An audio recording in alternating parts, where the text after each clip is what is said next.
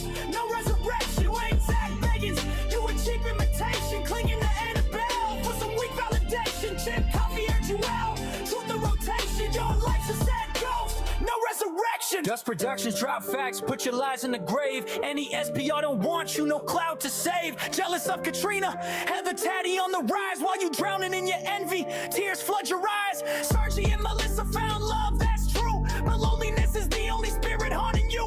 All your castmates succeed while you spiral and fall. Now your paranormal state ain't paranormal at all. You ain't Zach Bagans, you a cheap imitation, clinging to Annabelle for some weak validation. Chip, Coffey, or Buell, truth in rotation. Your life's a sad ghost, no resurrection. You ain't Zach Bagans, you a cheap imitation, clinging to Annabelle for some weak validation. Chip, Coffey, or Buell, truth in rotation. Your life's a sad ghost, no resurrection. Ryan Buell, no respect, no trust, no fame. Your name's a ghost story, just ashes and shame. Try to haunt the scene, but you lost that fight. Now fade back into darkness, out of sight.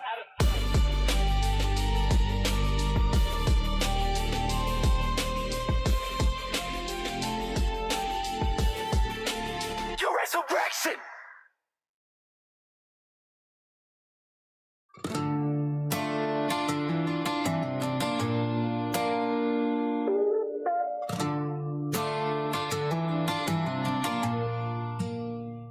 I'm Annabelle, the Raggedy Queen. Not a demon, just a prop on your movie screen. Nurses gave me up, you passed me on to Ed and Lorraine, but the magic's gone. Lock me in a case, call it pleasure box. Tony Spares, my pimp, selling tickets by the flock. Fans pay cash just to stand and stare at a thrift store doll with some tangled hair. I'm not real, just like Lorraine's sight. I'm not real, like that bike crash hype. I'm not the devil, just fabric and thread. They built a circus round the lies they fed.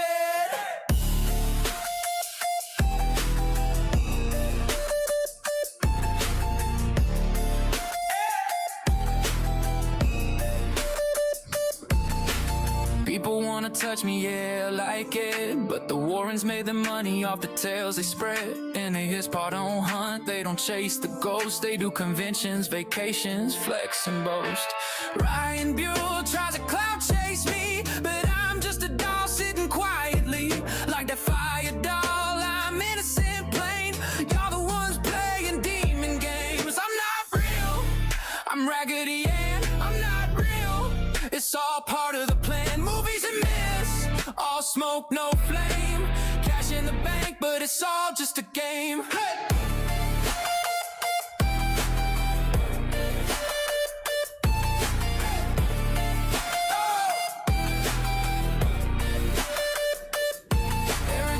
Spilling facts, no spin. Truth of demons got my back within. But Tony sends cease and desist real quick, trying to silence the truth with that legal trick. Dust Productions coming through, no fear, exposing the lies they've been selling for years. So here I sit, stitch, smile, no soul. A raggedy doll with no evil role. Not a devil, not cursed, just TV hype. But I'll haunt your wallet when you buy that type. Oh, I'm not real, just like Lorraine's sight. I'm not real, like that bike crash hype. I'm not the devil, just fabric and thread. They built a circus round the lies they fed.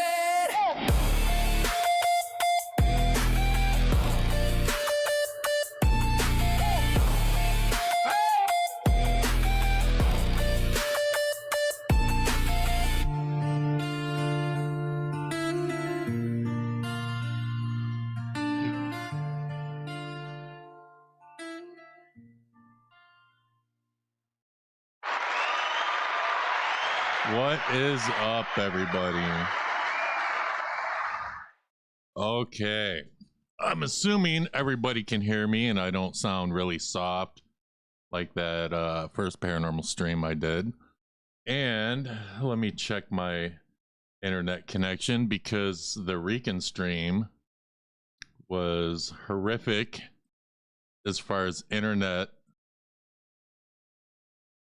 So looks like you guys can hear me. Looks like everything's good. Wow. I am impressed. You guys have no idea what I've been through with this internet thing, okay? I live on a farm, and my internet is horrific. I only have one internet provider that I can get, and if they can't fix nothing, well, I'm just, my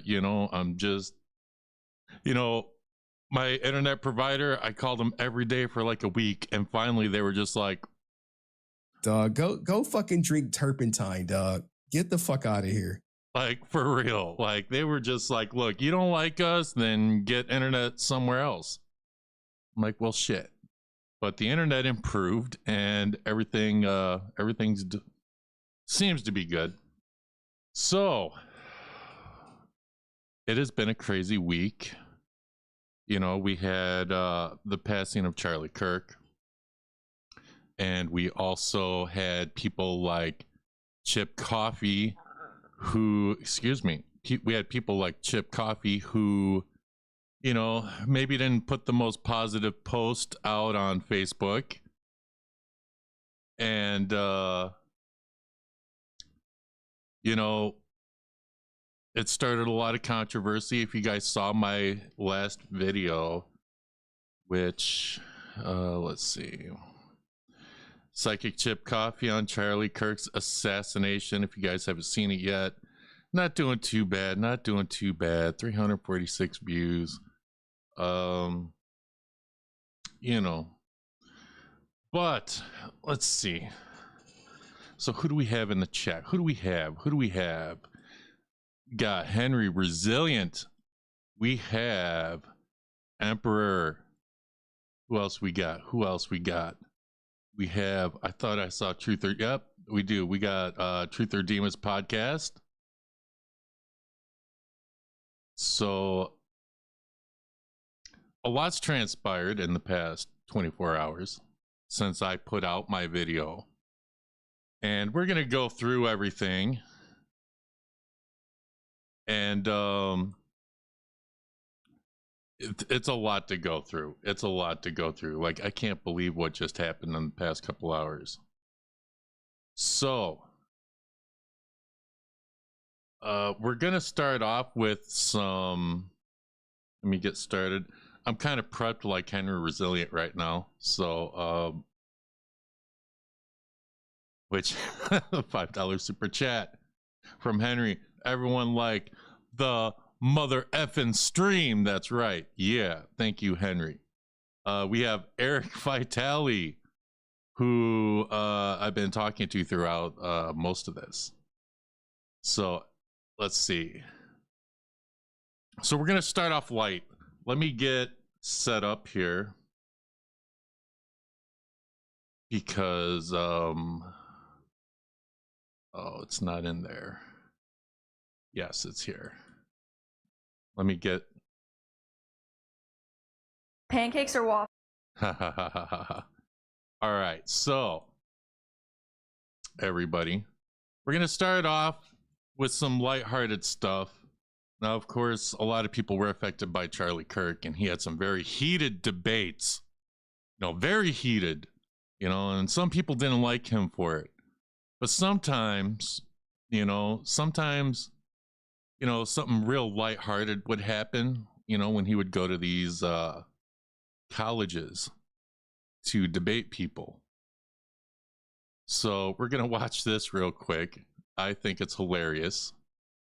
Pancakes or waffles? Oh, pancakes all day. No. 100%. No. I think waffles get so soggy so quickly. What does a pancake have to offer? Taste, texture, They taste the beauty. same. No, they're not The taste the same. No. squares. Is there anything more beautiful than just a stack of pancakes on a Saturday morning? A sack of waffles. No, see, first of all, they don't stack well. They're kind of like always piled. Guys, what do you like? Do you like pancakes more or waffles more? Put a P for pancake, put a W for a waffle. Do you ever see that? They just They're pile. more flat. They're squared. No. And then secondly, I know it's too much crunch. It's just, if I wanted that, I would just have a bag of trail mix. Trail mix compared to waffles? Yes. That's absurd. It's about the same level. No. Are you a Waffle House person? I live in California. There's. Okay. But I've been a couple of times, yeah. Yeah, stay away from Waffle House. But like waffles Stay away versus from trail mix, waffle. that's like zebras versus cats. That's crazy. No, they're about the same in my mind. The consistency of waffles doesn't do it for me. Okay. I'm a pancake guy. Pancakes or waffles? Pancakes or waffles? Let's see. They have built-in butter pockets. Oh, you're a waffle person. Oh no, it's awful. You like waffles. I'm a pancake person. It's just how I was raised. You know. Let's see what else y'all saying right here. Oh. Fear the Living Pod, you'll hang out for 20 minutes. I really appreciate it. All right, so I kind of have a docket going. I just decided late last night, you know what? I'm just going to stream today. You know, make sure the internet's working. Shake out all the bugs. So, let's see. We did the pancakes. So, there's a few different things that I have. We can do, oh yeah, we might as well do this. We'll do one more funny thing, and then we'll get into something. We'll get into stuff. Let me get this set up.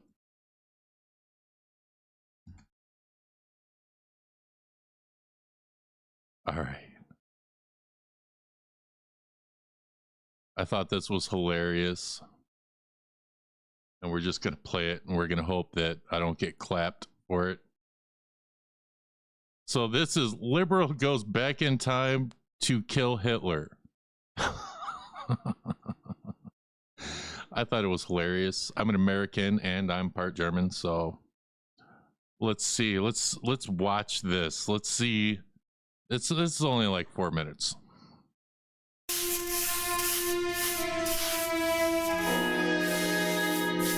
Sehr gut. Sehr gut. I'm a time traveler from the year 2025, and I've come here to kill you, Hitler. Oh, not again. Not again. I'm never gonna have enough time to finish these paintings with all of these time travelers trying to kill me. Well, I'm going to succeed. Before you pull the trigger, can I just ask why? Why do all of you people want to kill me? Isn't it obvious? I'm a progressive, a liberal, a fighter for social justice. And you are a fascist who implemented a reign of terror. And while the effects of your policies devastated the world for decades, soon we will be able to take back the White House. And So whether you're on the left or on the right, this is just, you know, it's just fun. It's just funny. I think it's funny. we will be able to use the government to force people to follow our great ideas. You want to use government power to force your ideas on the populace. Me too! When Hitler yells "Me too." That's fantastic! What? No. Ugh. You and I have nothing in common. What I'm saying is there are people in our time with dangerous ideas, and we need to silence them. Silencing those who disagree with you. I do that too! Oh, wunderbar! Oh, the Nazi movement will not die with me. Don't give me that! I'm enlightened, and you're as bad as, well, as Hitler. Listen, what I'm trying to say is we are very close to implementing a utopia, as long as we can get rid of some certain undesirable people groups. Yes, like the Jews. Yes, like the Jews. Oh. So, in the future, Oh. you also do not like the Jews? Well, no. But we don't believe in segregating all the races like you do. I mean, except for like graduation ceremonies. And dorms. And hiring practices. Oh, and admissions policies. That sort of thing. I too am a fan of the segregation. I'm sorry, I have to ask, is this a real firearm or is this some kind of toy for kinder? It's a flare gun. I'm trying not to support America's toxic gun culture. I'm a firm believer in gun control. Gun control! This was one of my ideas too. Ban them from the undesirables. Yes, look here. And your shirt. This is an organization founded by Margaret Sanger. Yes? Wait, you know about Margaret Sanger? Jawohl, of course. Oh, she's such a lovely person. No. She's a fighter for reproductive rights, for women's empowerment, And the eradication of undesirable populations by means of eugenics. Brilliant lady, very inspiring. I must use some of her ideas in our socialized healthcare system. socialized health. I'm gonna get clapped. That's not your thing. That's our thing. No, it's very much my thing. Did you know that Nazi means National Socialist German Workers' Party? Nazi is just more catchy. Nazi, Nazi, Nazi, Nazi, Nazi. I mean, whether you're left or right, like, this is just a comedy bit, you know? Like, it's all good. It's all good. Rolls off the tongue. No. If you find a comedy bit for the right, I would love to see it. And I'm not saying there isn't. I seriously would love to see it. This can't be true. This has to be some sort of mistake. We are nothing alike. You're Adolf Hitler, evil right-wing fascist dictator, and I'm a feminist restorative justice advocate. And a vegetarian. You're a vegetarian? Me too! Okay, I am so confused right now. I came here with a clear goal in mind to kill the most evil man to have ever lived. Besides Ronald Reagan. But now that I'm meeting you in person, you're not at all what I thought you were. And your painting is actually really good. What do you call it? I call it Ein Reich ohne Juden. Wow. I don't know what that means, but it sounds beautiful. It does, doesn't it? Oh boy. I mean, I like any comedy on history, or you know, whatever, misrepresentations or not. I think it's hilarious. But let's see what else I got here. All right, so here's what we can do. I do have, because I know I got paranormal people in the chat. Okay, so we are going to get into the screenshots and stuff and some other stuff that happened with Chip Coffey. And also, if you've been watching Facebook, you would know that it was also an issue with Tessa Groff, who is Nick Groff from Ghost Adventures, like his wife. But before we get into it, because I don't want to just no does. I'd like to cancel you now. Oh, come on. I mean, I'm a troll, so it'd be pretty hard to cancel me, but so here's the thing. So we can cover, there's this psychic, and I showed Truth or Demons this psychic's YouTube channel, okay? This psychic does like tarot cards. And so he always does like pop culture.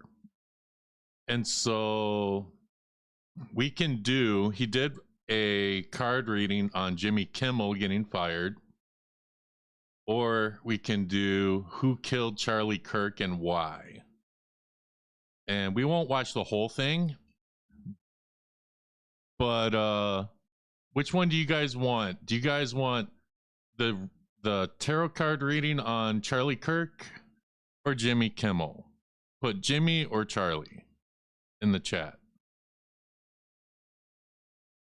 It'll be one or the other. We'll watch a little bit of it, then we'll get into the screenshots, and then I'll drop the link.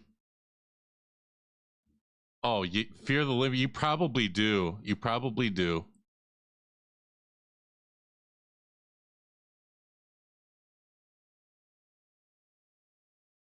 It wasn't one or two. It's either Jimmy or Charlie. So I'll just put Jimmy or Charlie in the chat. Which one you want to see? And I'll set it up. We'll watch a little bit of it. You hate making choices. We got one for Jimmy. So far, Jimmy winning. You got another one for Jimmy. We got one for Charlie. We got another one for Jimmy. We got 3 for Jimmy, 1 for Charlie. Wow. Okay, I think Jimmy's gonna win. All right, let me get it set up. I watched some of it. I didn't watch all of it. I was like, oh, you know what? I wanna react to it. So I didn't watch the whole thing. But since, you know, this is the paranormal, you know, we cover paranormal stuff, we might as well, you know, we might as well watch some of this. I'd like to do some sort of light stuff. Then we get into the chip coffee of it all. And then I drop the link. So the stream shouldn't be that long. Because this video, it's like 17 minutes and I'll speed it up. We won't even watch the whole thing. As a matter of fact, give me a second. Let me adjust the...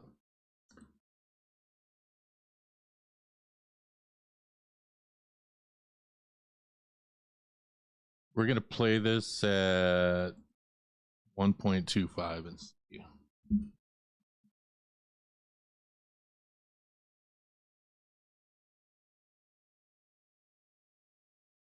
Okay, here we go. Top left. Get it moving. All right, you guys ready? Hello, hello, hello. Aphrodite here, your pop culture psychic, back to you again with another reading. This time it's on Jimmy Kimmel and freedom of speech. So, if you haven't seen the news, Jimmy Kimmel has been suspended and his show pulled off. What do you guys think about Jimmy Kimmel being, his show being canceled? Put a 1 in the chat if you think he should have been canceled, off his show canceled. Put a 2 in the chat if you think that it shouldn't have. 1 in the chat if he should have, 2 if he shouldn't have been canceled. The air because of his comments that were politically charged. I'm sure you've probably seen it. It's literally everywhere. If you have been watching my videos, my past 2 political readings, I'll put a link to them up here, you will have already known that this was going to happen. I predicted this. I said that there were going to be a lot of public figures that were going to be demonetized, deplatformed. I said that that freedom of speech was going to be redefined, and then literally like a few days to a week later, it's already started to happen. So I'm going to take a look at the Kimmel situation and see what's going on, why it happened, and what's going to happen moving forward. So remember, these readings are all different papers only, and let's get started. Entertainment purposes only. I don't know if this dude is legit, guys. If you guys like these, please make sure you hit the join button down below and join the YouTube members. There's a lot of additional content. You can get a reading from me. You can win a reading from me. There are pick a card story times. There's tons of celebrity content, stuff about heaven, hell, the meaning of life, so much stuff. Join up. All right. So, Jimmy Kimmel. Why and what's next? Okay. So the Four of Swords is like a rejection and a healing of wounds. It's a huge blow to Jimmy's ego, for sure. The Four of Swords is like, you know. I mean, who wouldn't be upset that their show got canceled? Like, literally. And it's not even that hard to get canceled, to get your show canceled.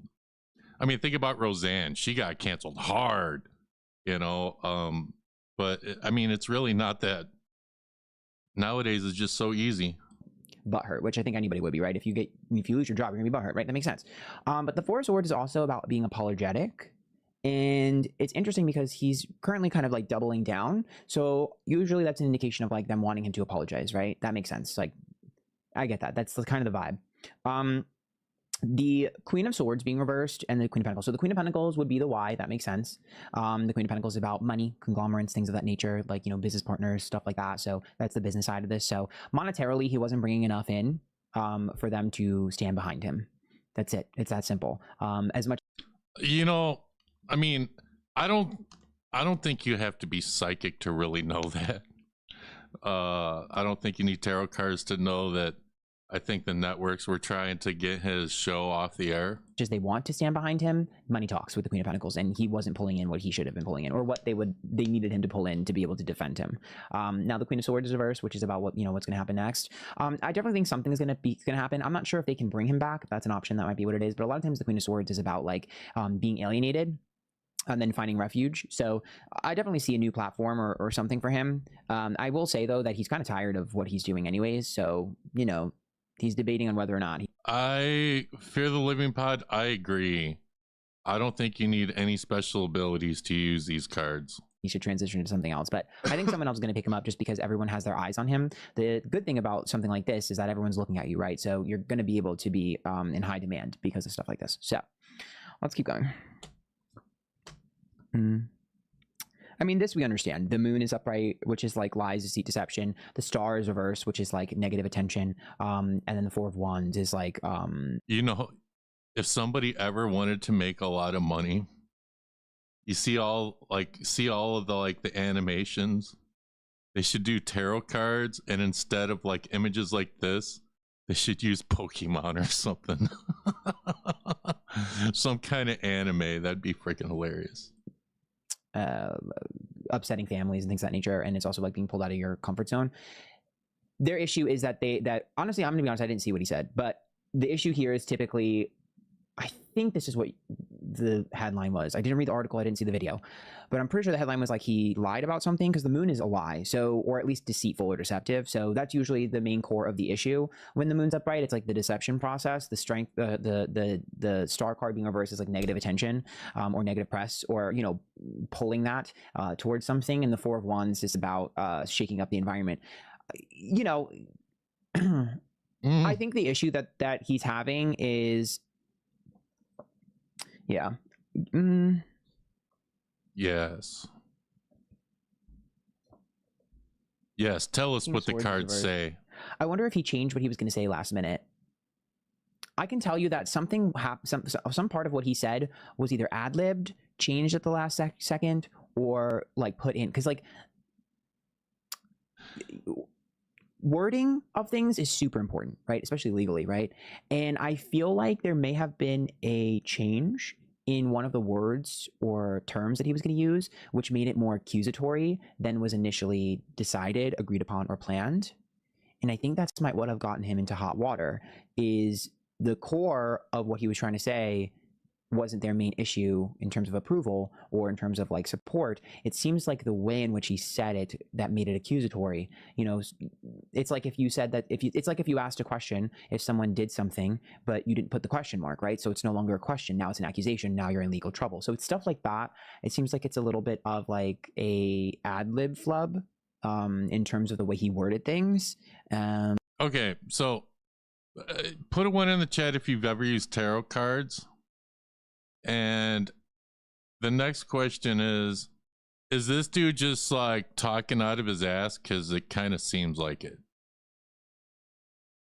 I don't know if he winged it or went like off script or something, but because there's the King of Swords is about like in its reverse, and the Page of Cups, all those together, especially the Nine of Cups, is like, this isn't what we decided, this wasn't what was planned, and you flubbed your words, or you let your emotions take over your words or cloud your words. So there seemed to have been like an emotional flubbing here for him. It doesn't seem like this was the exact sentence or phrasing of whatever he said that was initially intended. Quite interesting here. I'm surprised that happened. Okay, anyways, let's keep going. What's gonna happen next? They're gonna go after one more person. The Ace of Wands is upright, so there's at least one more personality that they're gonna go after, the Two of Pentacles and the Page of Pentacles. I mean, is that really a stretch?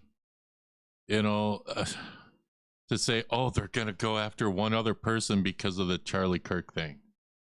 I'm pretty sure they've already went after more than one person Here, even at the time of, you know, the filming of this. has to do with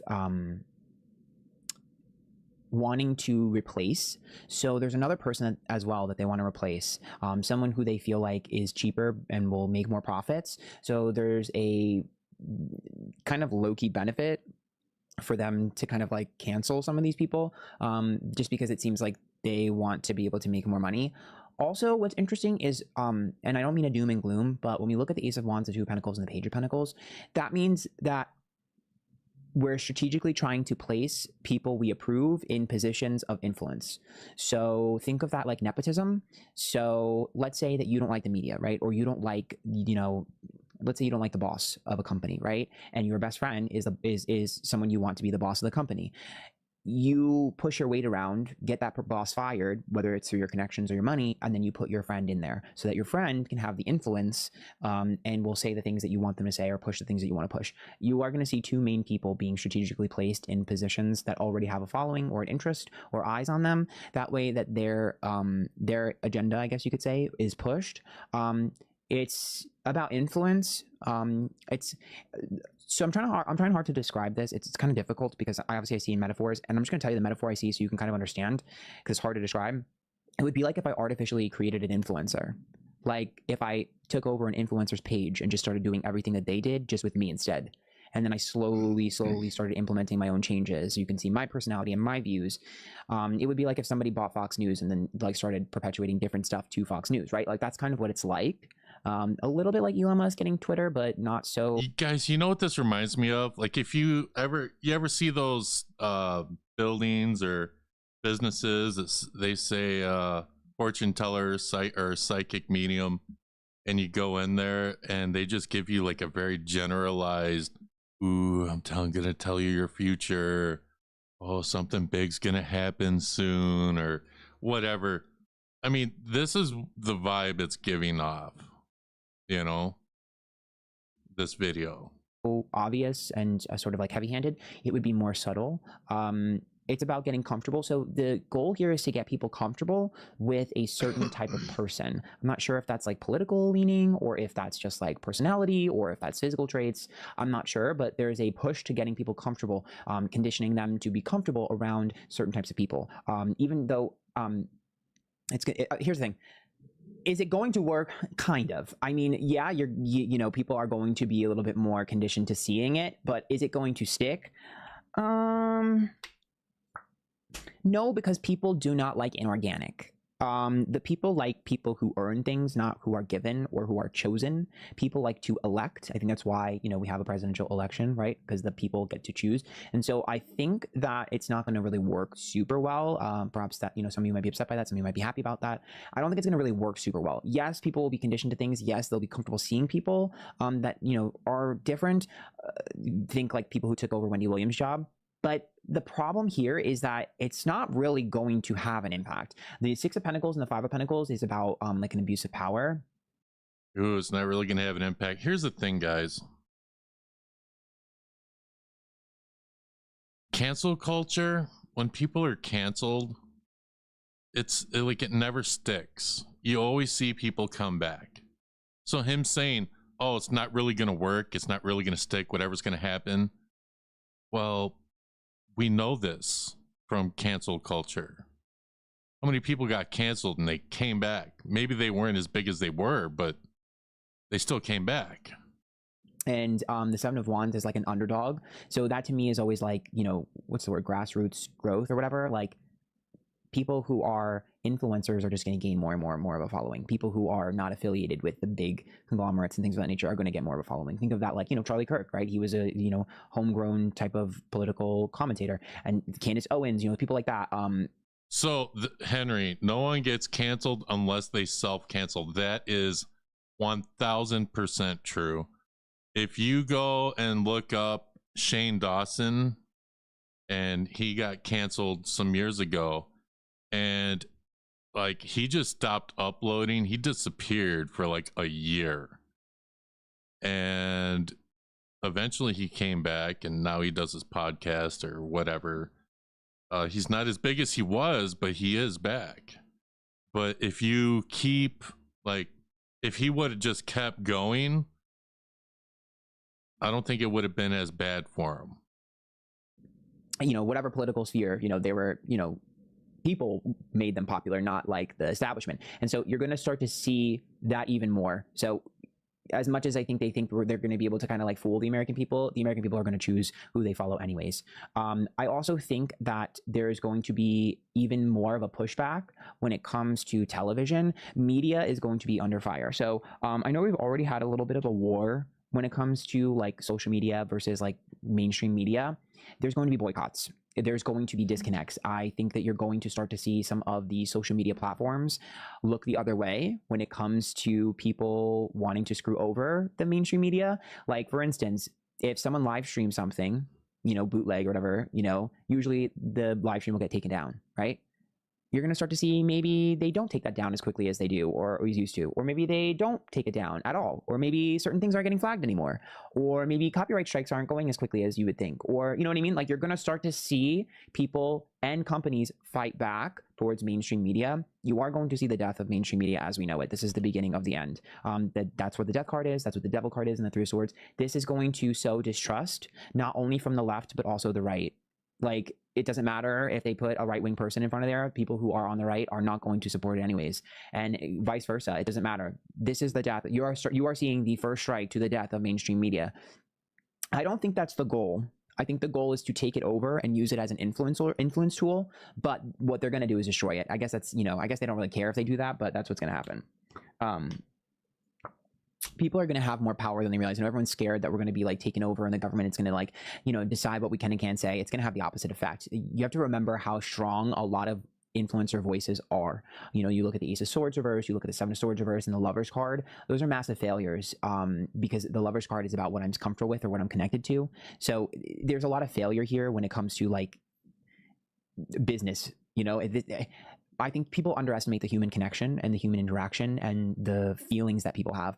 It's just not going to be that easy. I know everyone is so scared, but I promise you it's not going to be that easy for anyone to take over. It's just not. Social media has its own vested interest in things, and social media is at odds with our government in general. So it's not going to be as simple as you think, and our influencer voices are going to get stronger and louder. You are also going to start to see influencers in the political sphere be elected for political positions. Some of you might not like that, some of you might, but that is going to happen because they no longer trust anybody from any other situation. Yep, there it is. It's the same thing that kind of helped Donald Trump get elected the first time, which is that people wanted somebody who they felt like wasn't embedded with the government, right? They wanted somebody who tells me that their biggest issue is about who's going to want to do it and who's not going to want to do it, who's actually passionate about changing America versus who is just interested in the dollar. So you're going to start to see a lot of pressure from audiences to push these political commentators into politics. The audience is going to pressure them. They're going to be like, either run your mouth and help us, or shut the fuck up. Like, if I was a political commentator, I would be a little nervous right now because you're gonna have to shit or get off the pot. Like, your audience is gonna turn on you because they're gonna be like, you're either gonna fucking help us or you're gonna get the fuck out of the way. I'm not watching your shit anymore. Like, it's aggressive. The energy I'm feeling is aggressive. It's angry. It's pissed off. And it's like, how is this anything new or something that we didn't know? Either help us or shut up. I think people are at their wits' end with shit like this. So sorry for cursing, but when I'm in that energy, it's like really like angry. Yeah. Emperor, Three of Wands, and Two of Cups. I also feel like people are going to start to get really smart. And I saw this before. I remember I told you people were going to go after like judges and higher officials and try and get them fired. And that's happening. I also see people being smart and gunning for the people in charge of legacy media, whether it be TV, film, whatever. I see people focusing on that. It's really interesting. I feel like Luigi Mangione really did inadvertently, start something here because he obviously was focused on healthcare and the CEOs involved. And so you're going to start to see people be like, who is in charge of this? Who is in charge of that? Because these people don't have faces, right? It's just a brand or a name or whatever. But you're going to start to see people want to know who is involved in what. And they're going to want people who run political campaigns to focus on this. Be like, what are you doing to, change the dynamic with the healthcare CEOs? What are you doing to change the dynamic with media CEOs? That's what they're going to want to hear to get their vote. Which might seem trivial. It might seem like silly to some people, like they feel like there are bigger issues, but this is going to be the next mainstream issue that people are going to want to hear, and it's going to be a talking point. It's going to be a voter point. So give this a couple of years and you'll start to see that that's what people are going to be focused on. What are you doing to kind of stop this? The conversation of stopping monopolies or potential monopolies when it comes to business, influence, media, things of that nature. So I'm going to leave it there. Hope you guys like that. If you did, hit the join button down below. Join the YouTube members. Until next time, good luck.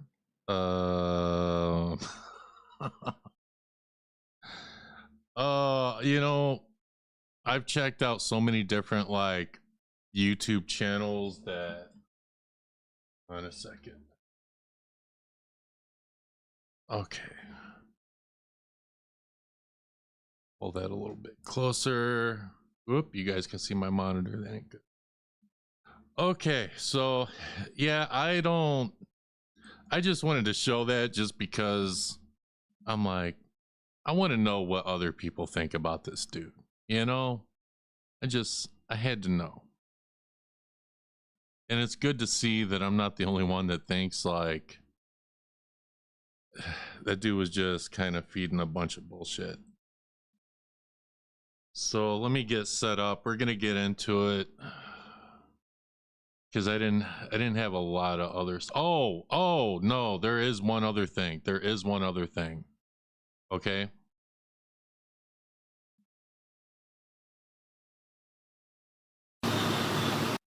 So there is one other thing that I did want to react to.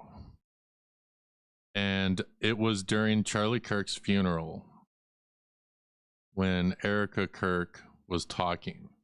Like, we got to talk about this. We have to. My husband, Charlie, he wanted to save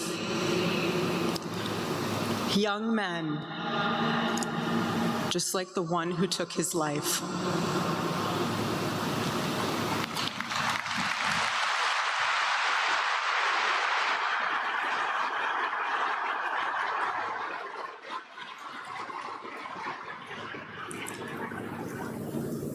A lot of people turned out for that funeral. That young man. That young man. On the cross, our Savior said,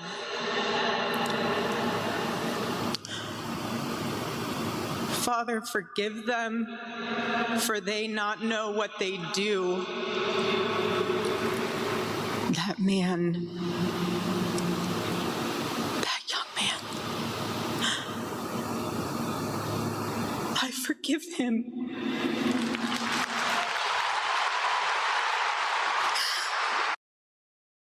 So excuse me. So I don't know if you are religious or not, or Christian or not, or whatever, but literally she said that with millions of people watching, and call it her faith, you know, according to Christianity, yes, that's what you're supposed to do. But that kind of forgiveness just does not come easy, and most people can't do it. Like, she's a better person than me. I wouldn't be able to do it, you know?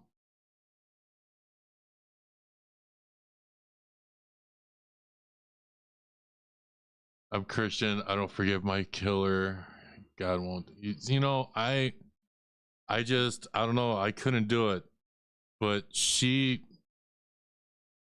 I mean, I think that Charlie would have been proud of that.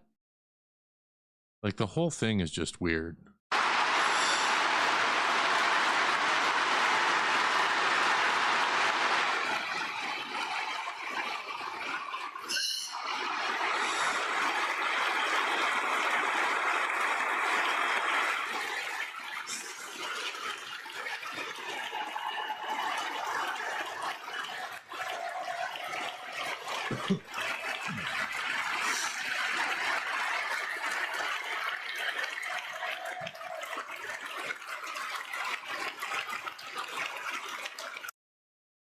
All right. Now, I do not believe that these tears are fake. But I haven't really seen anybody say, "Oh, she's pretending." Do you guys think she's fake crying? One, for fake crying. Two, you think she's legit, like, you know, because there's conspiracies, right? So I think it's genuine.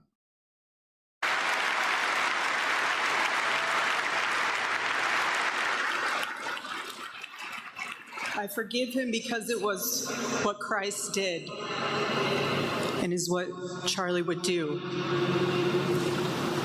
The answer to hate is not hate.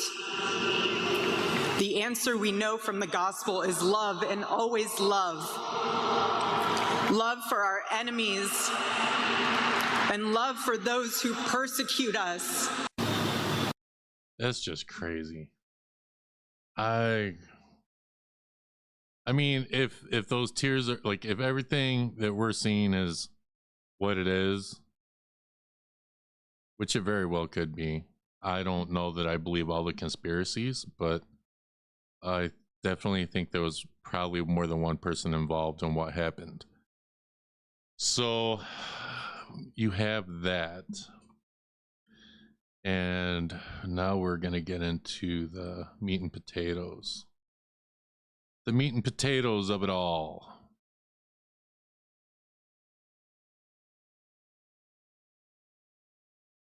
Let me get set up. So, you know, let's see. Yeah, they look real, but some people, they can fake cry, but cry like, you can not really be sorry, but still cry like actors. Like they have to make real tears and stuff. So like, but I don't know. I think they're real tears, but I could be wrong. Like some people are saying fake cry. Like, all right. So, man, this weather, it's going from like 90 degrees to like 50 degrees out here, and it's really messing with me. So, Chip Coffey, 24 hours after Charlie Kirk's assassination, made this post. If you saw my video, then you know. I have had almost 24 hours to wrap my mind around the death of Charlie Kirk, and this is what I have concluded. Well, let's see what he concluded. Charlie Kirk was a horrible person. He espoused beliefs that were harmful and hurtful to many people. He made a multi-million-dollar career out of doing so. And in the end, one disgruntled individual ended Kirk's life. Because of who he was and how he behaved, I feel nothing about his death. If that sounds bad, so be it. That's the truth. Some are trying to make Charlie Kirk a martyr for the cause. He is not. No. Do you guys like that dramatic reading? So, you know, a lot of people took this as a very cold post, you know. A lot of people are upset. A lot of people are, you know, people decided to voice their opinions to Chip, you know.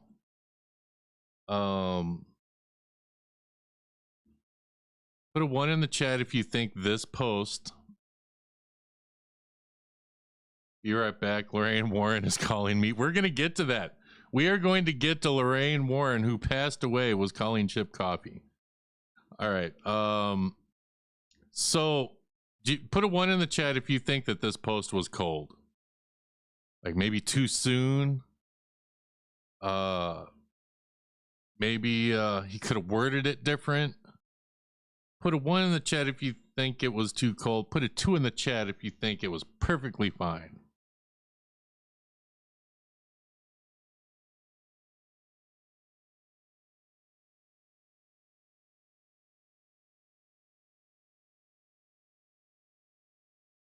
Chip is calling you? Uh-oh. Is he watching the stream? Oh. Let's see. So we got some 2s thinking it was fine.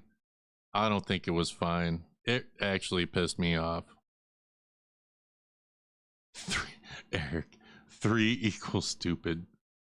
So we got some 2s and we think we got some 1s. I think that it was too cold. Because even if you don't like somebody because of their political opinion, you know, how can you feel nothing about his death? You know, he's got a wife, he's got kids. A lot of people were really grieving, you know. And if you hate somebody, like hate, I'm going to say hate. If you hate someone and they lose their life, so what? You're going to make a post like this? It's not going to stick it to him. It's going to stick it to everybody that loves him. Do they deserve the hate, you know? Or dislike? In this case, I'll say dislike for Chip's post. Dislike for Charlie. Let me move on.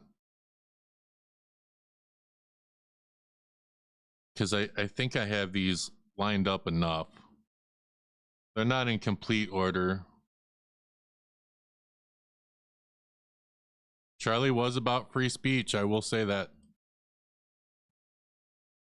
Hate is a strong word, so I'll say dislike. So I retract the word hate. That's my disclaimer. So hopefully I redacted these good enough. So then we have, of course, you know, people made some comments. Of course, we got... Wait, who's that? Who's that right there? Is that Eric Vitale? Oh man. Look, something happens and Eric Vitale will be there. If y'all do the smallest thing, TJ's gonna eliminate you. Like for real. I'm working on these sound bites. But so here we go. So let's see, you can backpedal all you want. Lorraine Warren hated you. Hate's a strong word, Eric. I don't know. You heard in the chat. Hate's a strong word. I don't know. Eric Vitale would know. Eric Vitale would know more than me if Lorraine Warren had dislike for Chip Coffey. I really would not know. Rican soundboard is better. Shout out to Sky. Revelations, aka reality. It is true. Yo, Eric. So I might interview Eric Vitale again. And if I do it, Eric, we can talk about that. We can talk about that if you want, you know. He is correct. He is correct, sir. Okay, well. I don't know. I got no proof one way or another. So I'm going to say allegedly, but whoever knows, you know. So then we have these other replies. How convenient that you turned off your comments on your Charlie Kirk post. Shame on you. You don't get to say those hateful words and then try and backpedal on another post. Being a public figure, you aren't afforded to say what I really meant was. You are not spiritual at all. You don't have to like what he said, but you don't post like that when you don't know when you know other people are suffering and sad. Guess what, Chip? These crazies could come after any of us. They could come after any of us. I'm being dramatic. Of course, Chip Coffey responds. That sounds like a threat to me, and I will be reporting it to the authorities. Well, what's the threat? Just like in my video, what's the threat? It doesn't sound like a threat to me. It sounds like a general threat that if you speak your mind, you know, stuff can happen. You know, like what happened with Charlie has happened to other people. This person wasn't saying specifically to Chip. These crazies could come after any of us. Is that the threat? Well, I think we're gonna find out later. Let me go on to the next one.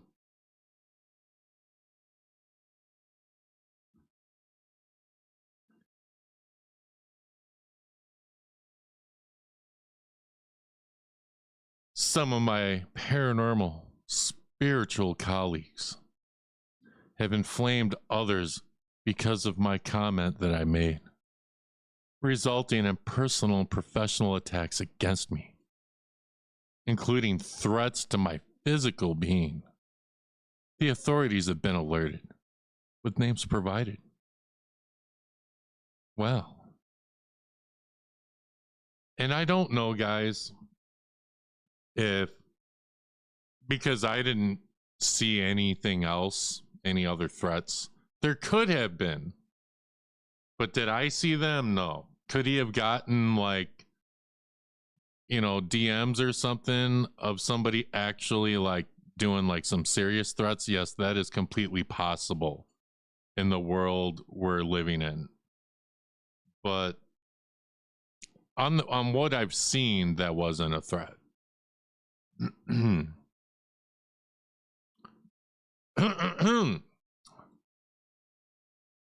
So then we have here, really? You are delusional and deflecting. Chip Coffey responds, we will see what the authorities have to say. And of course, we have a reply. Very good, because I have your original post handy. It's always good. Want to have screenshots, you know. Do you think my original post gives you a reason to post I can't pronounce that. Guys, I'm here. I'm not. High school wasn't my thing. A threat against me? If so, you're wrong. I've screenshot all these comments and they're in my videos. So if any authorities need to look at my videos, go ahead. I'm just reporting on it. This was all public. And perhaps I will report you and spread your post to show how hateful you are. Guys, put a 1 in the chat if you think this right here. I will report you and spread your post to show how hateful you are. Is this a threat? 1 for a threat, 2 for no. I don't know. I don't think so. I wouldn't think that was a threat. I'm just trying to figure out where these threats are coming from.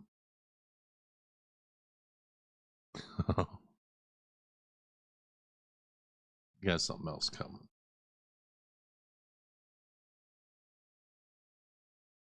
I guess. I don't know. I don't know enough about that. So then we have here. So now I need to introduce. Oh, hang on. So I got a $2 super chat from Donald Nevitt. This is definitely some crazy stuff. Bro, you got no idea. Got no idea how crazy this is. Like, and it gets crazier. So, y'all, this right here is Tessa Groff. This is Nick Groff from Ghost Adventures. Hey guys, I know they watch my stuff occasionally. And Tessa, she works in the paranormal. And, you know, they know Chip. And so I don't think they really got along. Because, you know, maybe Tessa made some posts, which she has since deleted. But they were public. And of course, she puts... So Chip hides this on his private page. But on his public page, he is the one preaching Jesus to his fans. So here's the post. The quote-unquote cold post, right? And then here's the other one that's like, Jesus loves you, you know, forgiveness. So it's kind of a contradiction. Oh, no, there's another reason why this stuff was deleted, guys. You're going to find out. Some people in the chat already know, but let me get the next one ready.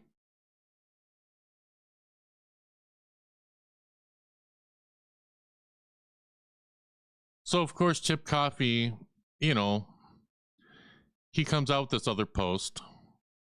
I have become the target of some angry people here on Facebook because of a post that I created on my private Facebook page regarding the death of Charlie Kirk.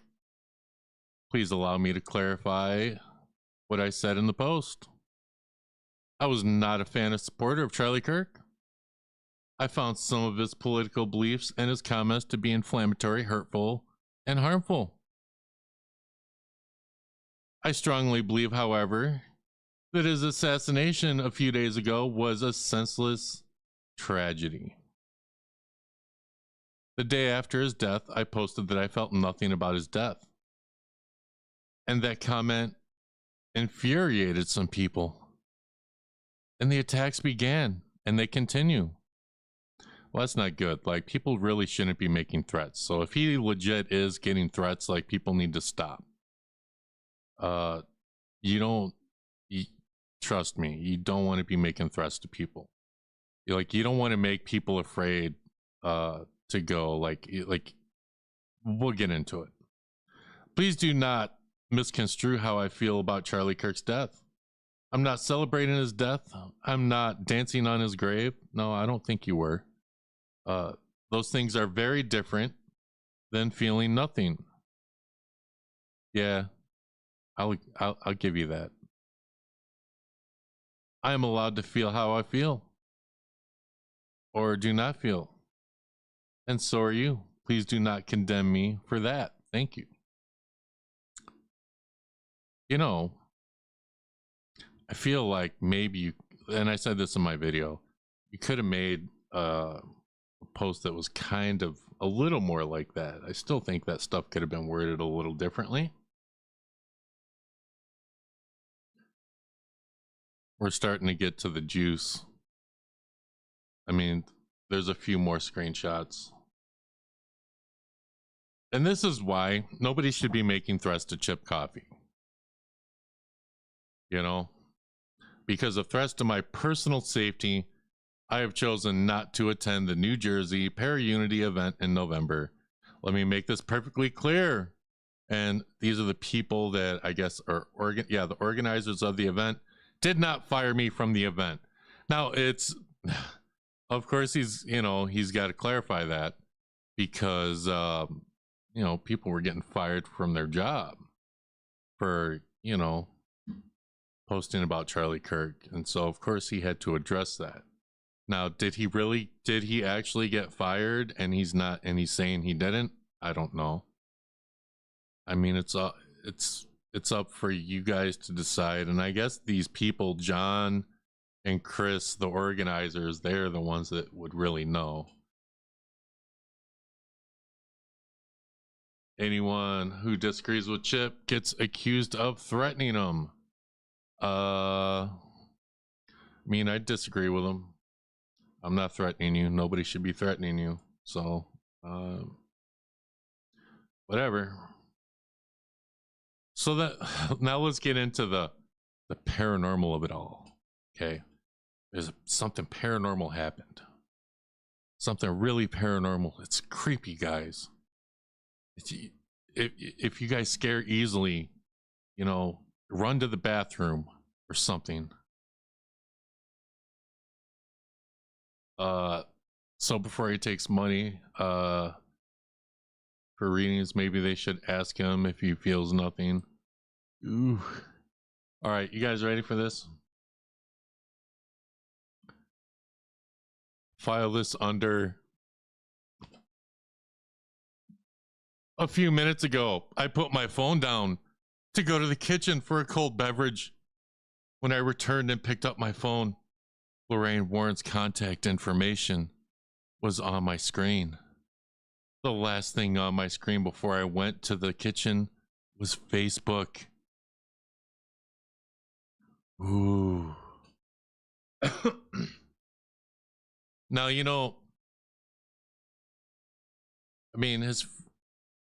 let's see. Lorraine's number is, he did blur it out. That is good. He ain't about doxing people. That's good. But, with phones, I've done this where I'm looking at my phone and then I set it down and I come back and it's on something else. And it's just from the screen. It could be residue from your phone, from your finger on your phone or something.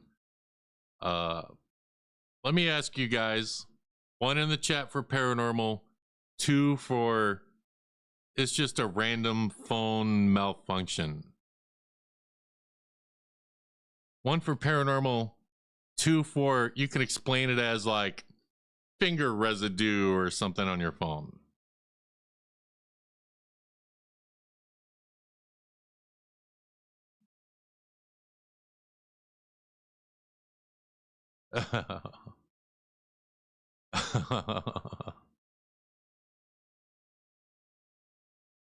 I know, Jamal, you should be scared, bro.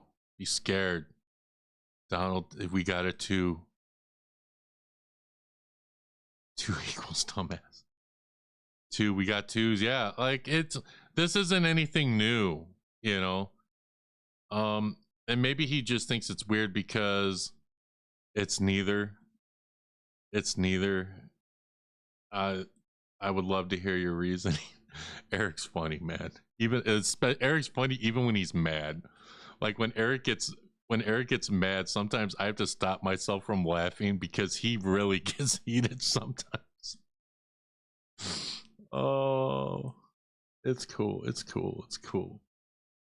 All right.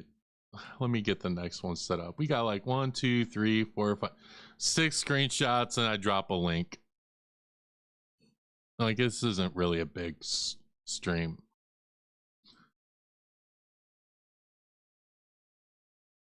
I want to hear a creepy voicemail. Yeah, so if Lorraine Warren left him a voicemail, then okay, then I'll kind of raise my eyebrow a little bit. Like, so where'd you get the AI from? All right, so I dropped my video. You know, my video dropped yesterday. Still climbing up. If you haven't seen it, go to my channel. You can check it out. And look who we have here, Tessa Groff, who left a comment. Thank you for making this video. The entire scenario is such a shame. And it is a shame. So Chip says he has dirt on you, and he does. He said he did. If he says anything, would you like to come on my platform for an interview? Guys, this interview is never happening. And there's a few reasons for it, and I'll tell you guys in a little bit.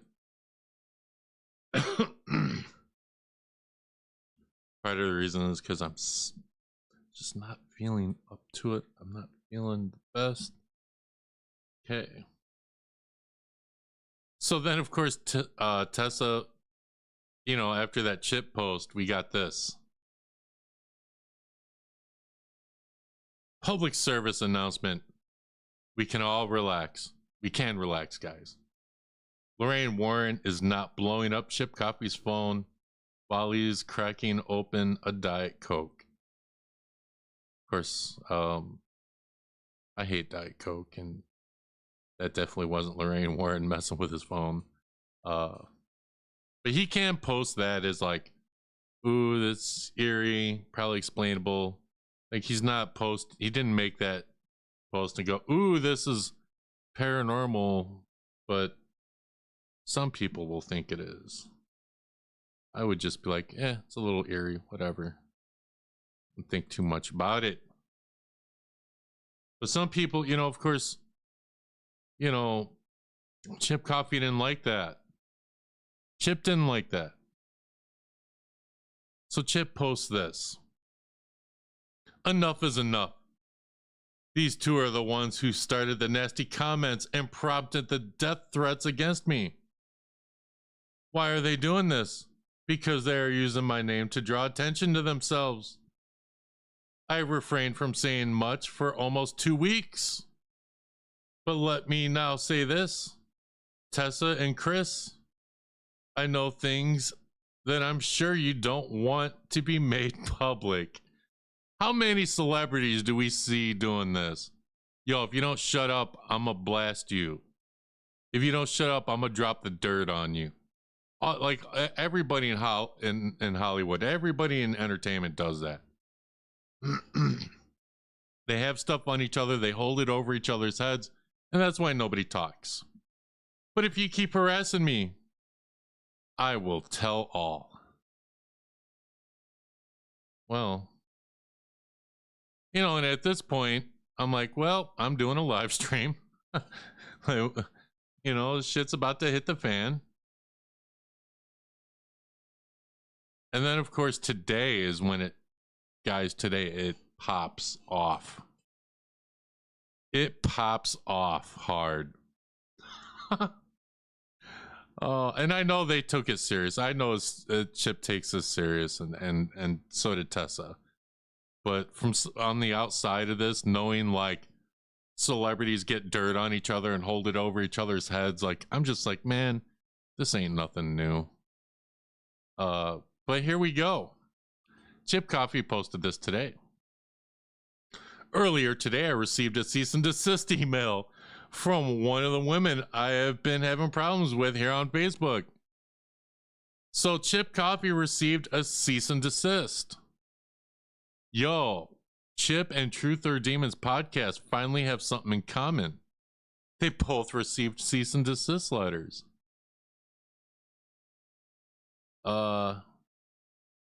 Wow. All right. I replied with my own cease and desist letter. Yo, man, people be passing them cease and desists around like Skittles. Let me make it perfectly clear that I did not accuse either of these women. Guys, this is important. Let me make it perfectly clear that I did not accuse either of these women of making personal threats to my safety. They did, however, with their public posts, foment others to threaten me. Comments made on one of the women's posts accused me of being a fake fraud, unkind to my fans, and one comment called them a PDF file. This insanity needs to stop. I spent almost $1,000 upgrading cameras and lighting around my home because of the online and verbal threats. Verbal threats? Like, are people calling you? I hope people aren't calling you making threats that I have received. Here's my offer to the two women. This is Chip Coffey's offer. 2 cease and desists have come out on each side. Boom, boom. You know, now who makes the next move? Here's my offer to the two women. I will henceforth refrain from posting about either of you if the two of you will do the same. Let me know if you accept this offer. Now, we do have a response, but first I want to go back up here. Let me make it perfectly clear that I did not accuse either of these women of making personal threats. Now, hold on. You didn't accuse anyone of making a threat. That's... They're messaging me. They're probably like, yo, Dust, maybe chill. Look at this. Sounds like a threat to me, and I will be reporting this to the authorities. Okay. The last sentence in your original comment is a threat and will be reported. Guys, the last sentence in your original comment is a threat and will be reported. Let's go back. Let me make it perfectly clear that I did not accuse either of these women of making personal threats to my safety.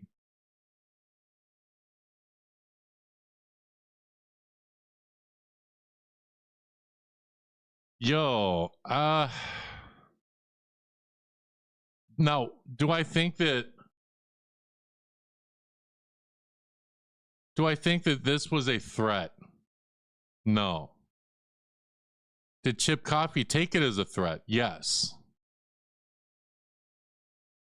Now, did Chip send this to his lawyers? Probably. If a cease and desist went out, probably. But I'm betting because Chip says, let me make it perfectly clear that I did not accuse either of these women of making personal threats. Well, I'm sure the lawyer was like, no, that really wasn't a threat. At least that post wasn't. Again, I don't know. Maybe he received other threats. I do not know. He very well could have. Is he going to tell me? No, he's not going to tell me. Let me find where I'm at here. Okay, so we have, I did that one. I did that one. Did that one. I did the cease and desist. All right. And so this was earlier today, right? And I'm like, man, things are getting crazy. Like, people are throwing around the word threat and people, fearing for their safety. And again, I'm going to keep reiterating this. Don't make threats on people. Don't be calling people. Don't be showing up to people's houses. Don't be doxing. Don't be doing none of that. Like, for real. Like, I'm being serious. Like, don't do that shit. Like, I ain't down with it. But, I saw this post like 5 minutes after it was posted. Look at this. Chip Coffey and I recently had a long phone conversation. And as he put it, we are able to make nice with each other. That means they like each other, but they're gonna agree to stop fighting. That's pretty much what that is. We both agreed it was best to take a step back and remove everything. Sorry, it's on my channel. But your conversation that you patch things up or clear things out is also here. This is just more or less for history. We both agreed it was best to take a step back and remove everything, because at the end of the day, the world needs more kindness and positivity, not negativity. I agree. I truly wish Chip the very best in his health and in his life. And of course, Chip Coffey responds, "Thank you, Tessa. I wish the same for you and your family." Well, I'll give you guys my thoughts on that in just a second. There's one more.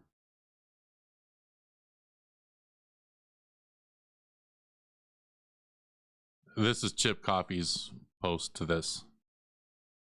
Tessa Groff and I had a lengthy telephone conversation during which we made nice with each other.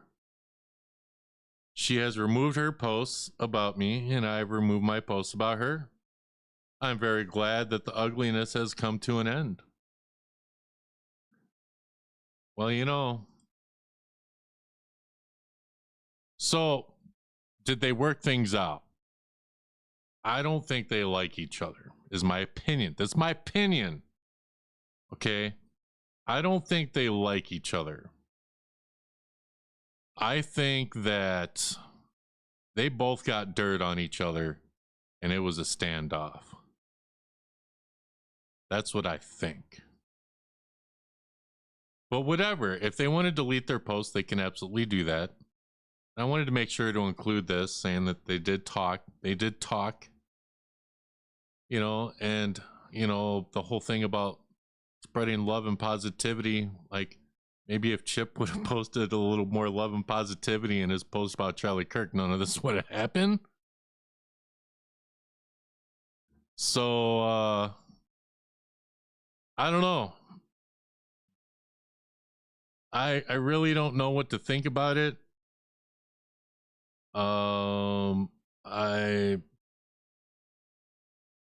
I don't think that.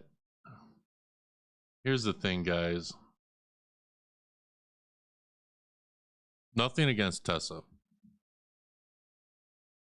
The thing is, the reason why I think that, the main reason why I think that they decided to take their post down, it's the same reason why, like, for all the Power Ranger people in the chat, it's the same reason why the Power Ranger people don't really get into fights like this on the internet, is because they all go to the conventions together and they can't. They can't fight like this and go to conventions, because then it's, oh, well, I'm not going to go to that convention if that person's there. I'm not going to go if that person's there. And then you're going to start alienating fans, and then you're going to get fans in arguing with each other. And that's why I think they decided to just stop it right there. That's why I think, that's a big reason why I think they did this.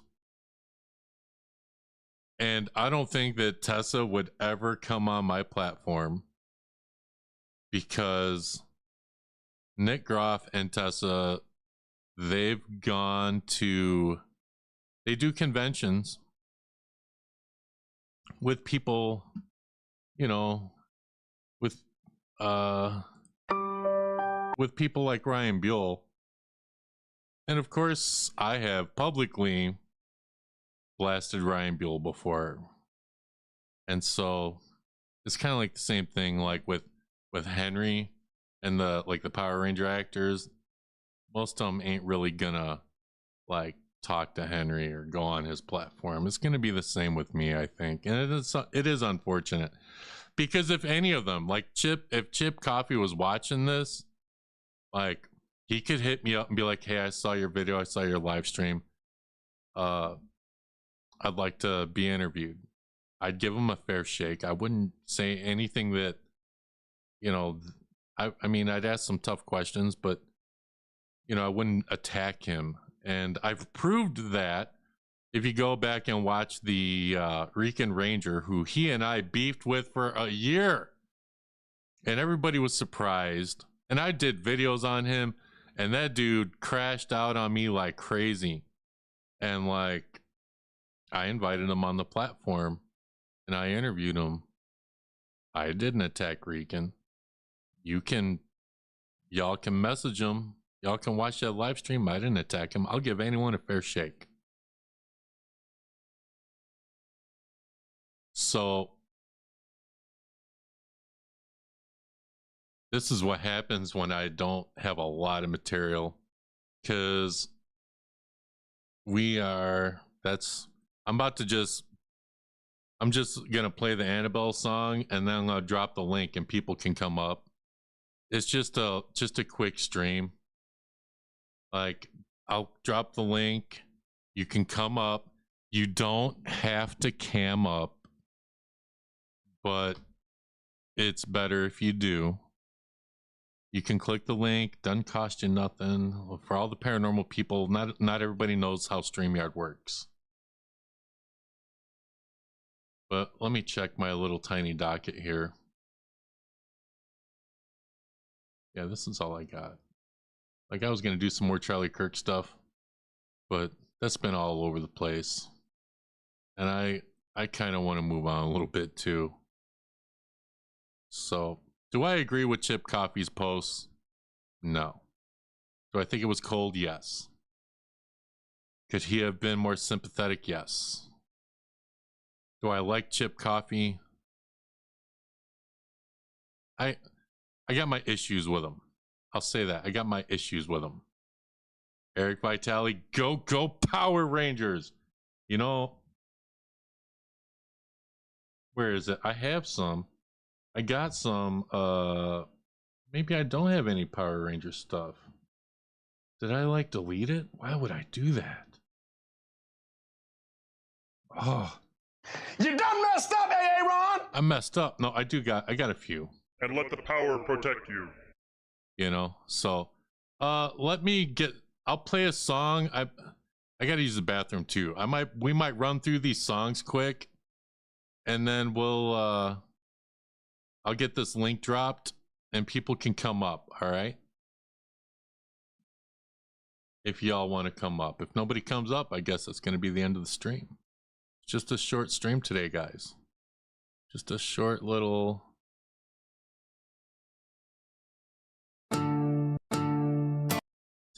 stream. Let me get this set up. We're gonna run through both of them because I gotta use the bathroom. You done fucked up, Dust. Some people might say that. Some people might be upset that I did this. Some people might be upset that I did this stream, but I really felt that I needed to. You know, I felt I needed to do it. I got my freedom of speech too, you know. My freedom of streaming. All right, let me get this link thing set. Oh, why, what's happening?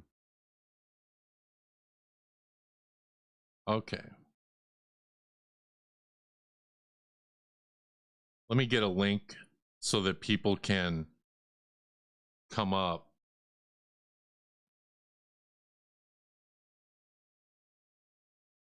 I'll play the song while people are coming up.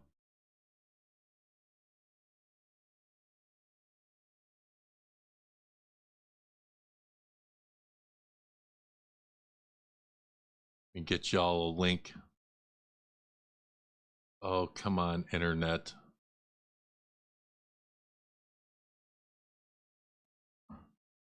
Ugh.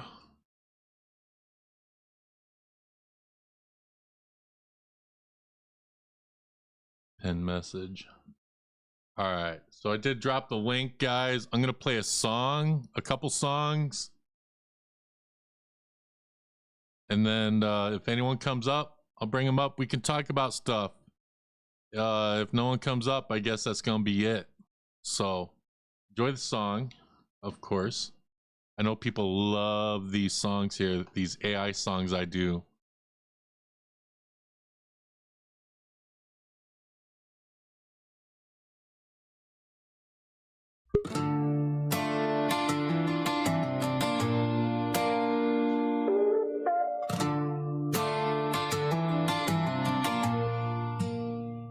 I'm Annabelle, the Raggedy Queen. Not a demon, just a prop on your movie screen. Nurses gave me up, you passed me on to Ed and Lorraine, but the mag's gone. Lock me in a case, call it pleasure box. Tony spares my pimp, selling tickets by the flock. Fans pay cash just to stand and stare at a thrift store doll with some tangled hair. I'm not real, just like Lorraine's sight. I'm not real, like that bike crash hype. I'm not the devil, just fabric and thread. They built a circus round the lies they fed.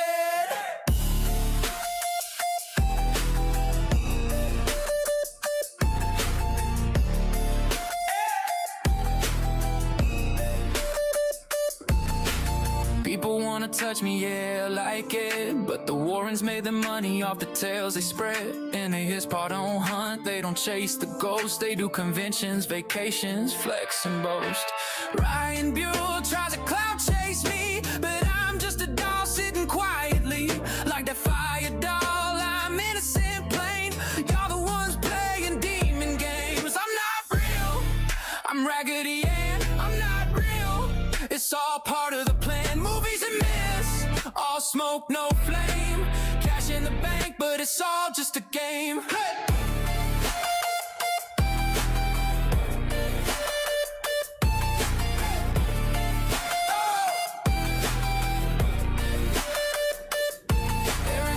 Spilling facts, no spin. Truth of demons got my back within, but Tony sends cease and desist real quick, trying to silence the truth with that legal trick. Dust Productions coming through, no fear, exposing the lies they've been selling for years. So here I sit, stitch, smile, no soul, a raggedy doll with no evil role. Not a devil, not cursed, just TV hype, but I'll haunt your wallet when you buy that type. Oh, I'm not real, just like Lorraine's sight. I'm not real, like that bike crash hype. I'm not the devil, just fabric and thread. They built a circus round the lies they fed.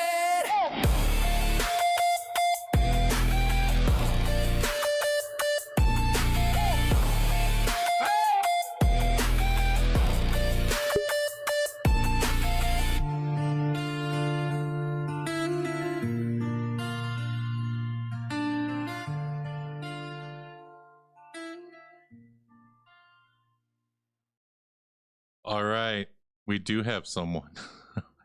And I see him back there. What's up, bro? Let me get set up here. All right. So we have someone. Let me see if I this isn't exactly perfect. We'll see how this works. So I want to welcome a guest who was on my last live stream. And no, the songs aren't on Spotify. They're on my channel.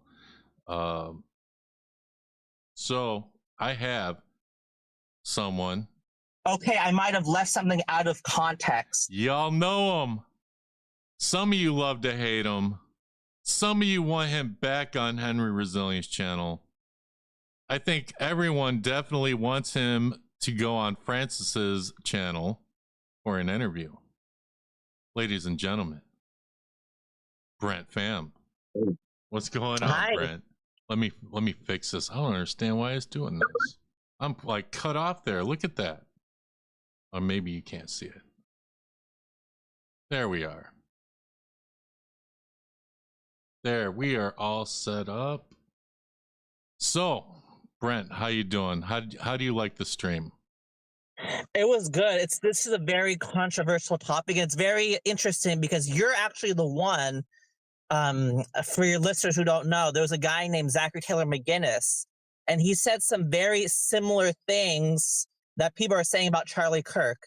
Some people said that they are glad that Charlie Kirk, he got what he deserved. That's what people are saying. I'm not saying it, but people are saying they're happy he's dead. And this happened a couple of years ago where there's someone named Zachary Taylor McGinnis said this about a Power Rangers actor who passed away.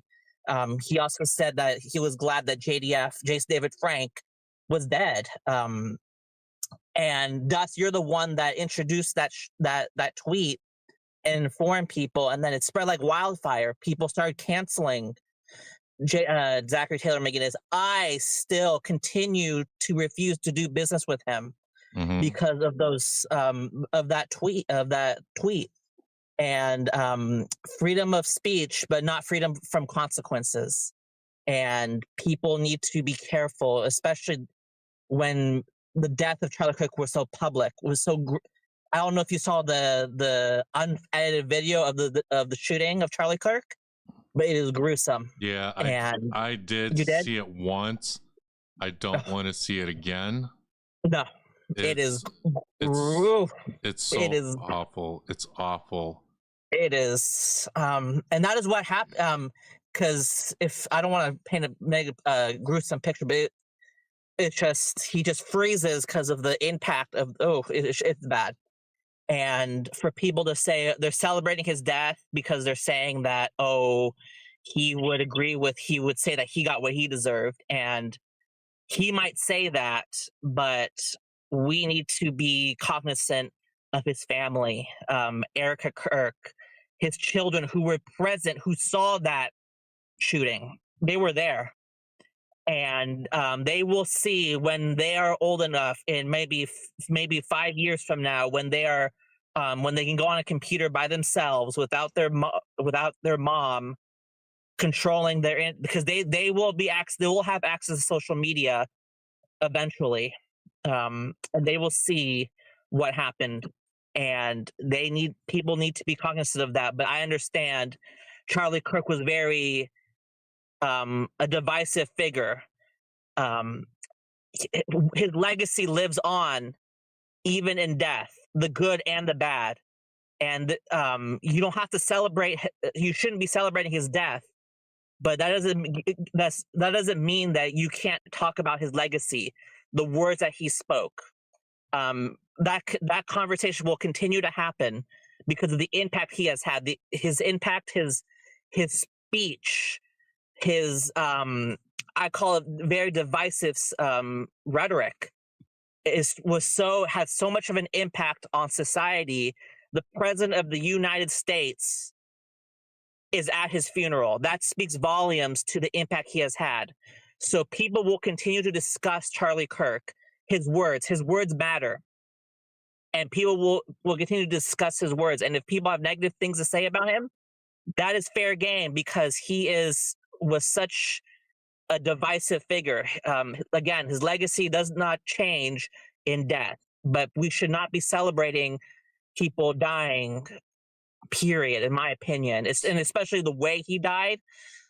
I find it especially unfortunate that people are saying, I'm glad he's dead. I think I saw someone say that on social media. A lot of people I was like, said oh my that. God. So, Brent, let me ask you really quick. So a lot of these people and a lot of the people that are celebrating his death are against like guns and they want gun control. And the second somebody they don't like is shot, they don't have a problem with it and they celebrate it. So do you think the same people that are, whenever there's a school shootings, they're screaming gun control, and as soon as it's someone they don't like, now they're screaming like, hey, I'm glad it happened. What do you think about that? It's just kind of it's kind of strange because you shouldn't, if you're for gun control, you shouldn't be celebrating people being killed by gun control by guns. But I think people are getting over emotional, and they're citing what Charlie said. That I think he said something along the lines of people dying by guns. That's just the unfortunate reality of keeping the Second Amendment. And he says it in such a cold way that people are less inclined to feel sympathy for him. And I don't agree with that, because kind of like, if you are against people dying by guns, it should be universal. That's just my opinion. But the way he spoke, I don't know if he would feel sympathy if someone died from guns. But that doesn't mean that we have to watch how we react. Just because he might say that that someone dying from gun control is just collateral, quote unquote, whatever, collateral damage. If he were to think that, he would think that based off his rhetoric. But that doesn't mean we should think we should think that way. Because I disagree with how a lot of what he said. Very divisive figure. And when this all passes, people will discuss what his rhetoric, and his rhetoric is I disagree with almost all of it. But we shouldn't be celebrating people's deaths, even if we disagree with people. What do you think? So, yeah. What do you think about his wife going on live with millions of people watching, saying that she forgives the shooter? What do you think about that? She's more religious. I don't know if I'd be able to do that, but she's able to do that. I mean, she has the right. She has the right to feel the way she feels and conduct her life the way she wants to conduct it. I don't know if I'd be able to do that, but not me. It takes a lot of courage to do that. A lot of courage to do that. But I would hope that if this would happen to somebody else, they seem very critical of other people, that they would not criticize someone else if they did not forgive someone that killed their loved ones. Because people have different ways of grieving, and that should be respected. So I probably wouldn't be able to do it, but right. It takes a lot of courage to do that, especially in public like that. Okay. What about Chip Coffey making his first post about posting that he didn't like him and this and that, and the post was very negative and saying that he felt nothing for Charlie's passing. Do you think he should have gotten the hate that he got? I mean, he felt nothing. I mean, to me, when it comes to death, like these type of things, if it's all about feelings at this point. You shouldn't be talking about because there are family members involved. You may not like someone, but you have to be very careful about the stuff you say. Like if it's gonna come up, if you're not sending condolences, if you feel nothing, then send nothing. It's just that's it's kind of like, at least have that self-respect, because you can't start being the thought police saying like, oh, we just know that he doesn't like that he feels nothing about the death. But at least these people, they have the self-respect, they have enough respect to not say anything at all. And I think he should just say, if he felt nothing, then say nothing. I think if you're going to talk about someone's death, I think when it comes to the actual death, just send condolences or something. Rather, if you say I feel nothing, just don't say anything, because it's very dangerous territory. Now, if you want to talk about their legacy lives on, negative or positive. It's fair game. I'm sorry. If you want to talk negative about Charlie, there's a time and place when it all passes. People will talk negative about Charlie Kirk. You will see it. and it's fair game because he was a public figure. He made millions off of negative rhetoric. His legacy, positive, the good and the bad, lives on because that's his legacy. And yeah, he passed away, and after he passed away, Turning Point USA got, I forgot how many thousands of more requests for new chapters. And so that shooter was trying to silence him and stop what he was doing. I think all he did was amplify it. And so Chip Coffey said, oh, people are calling him a martyr. He's not. That's really how you make a martyr, is what happened. Right. And clearly the shooter is not mentally stable. Clearly. Clearly. I mean, it's, come on. You if you don't like someone, you turn off the channel, or you criticize him, or you go to one of those rallies and you talk to him face to face in person. Because as much as I disagree with almost everything Charlie Kirk said, at least he had the guts to face people face to face. Now, do I feel like he should have faced more a broader audience? I think he chose that specific demographic for a reason, but at least he's willing to have that discussion, even if I disagree with almost everything that he says. But yeah, it's his message lives on. His beliefs will live on, and people will continue to criticize him, and that's fair game. So if people want to complain, oh, you should say negative things about Charlie Kirk because he's dead, it's insensitive. No, it's not. His messaging, his views on women will continue to be criticized, and it's fair game because he put his views out there. He made his millions criticizing women, and that's just because he's dead does not mean we're not allowed to criticize him on his beliefs. And I would think even he would think that as a free democracy, we should be allowed to do that. So there's a nuance here. But we shouldn't be saying, oh, Charlie, we're glad he's dead. I mean, this is just ridiculous rhetoric. But his legacy lives on, and we'll continue to criticize his speech. Right. So you saw the supposed threat that was made to Chip Coffey. Do you think that was an actual threat made to him? You know, with social media, we get all hell-bent on people threatening you. I mean, you have to have because he's just butthurt that people are critical. These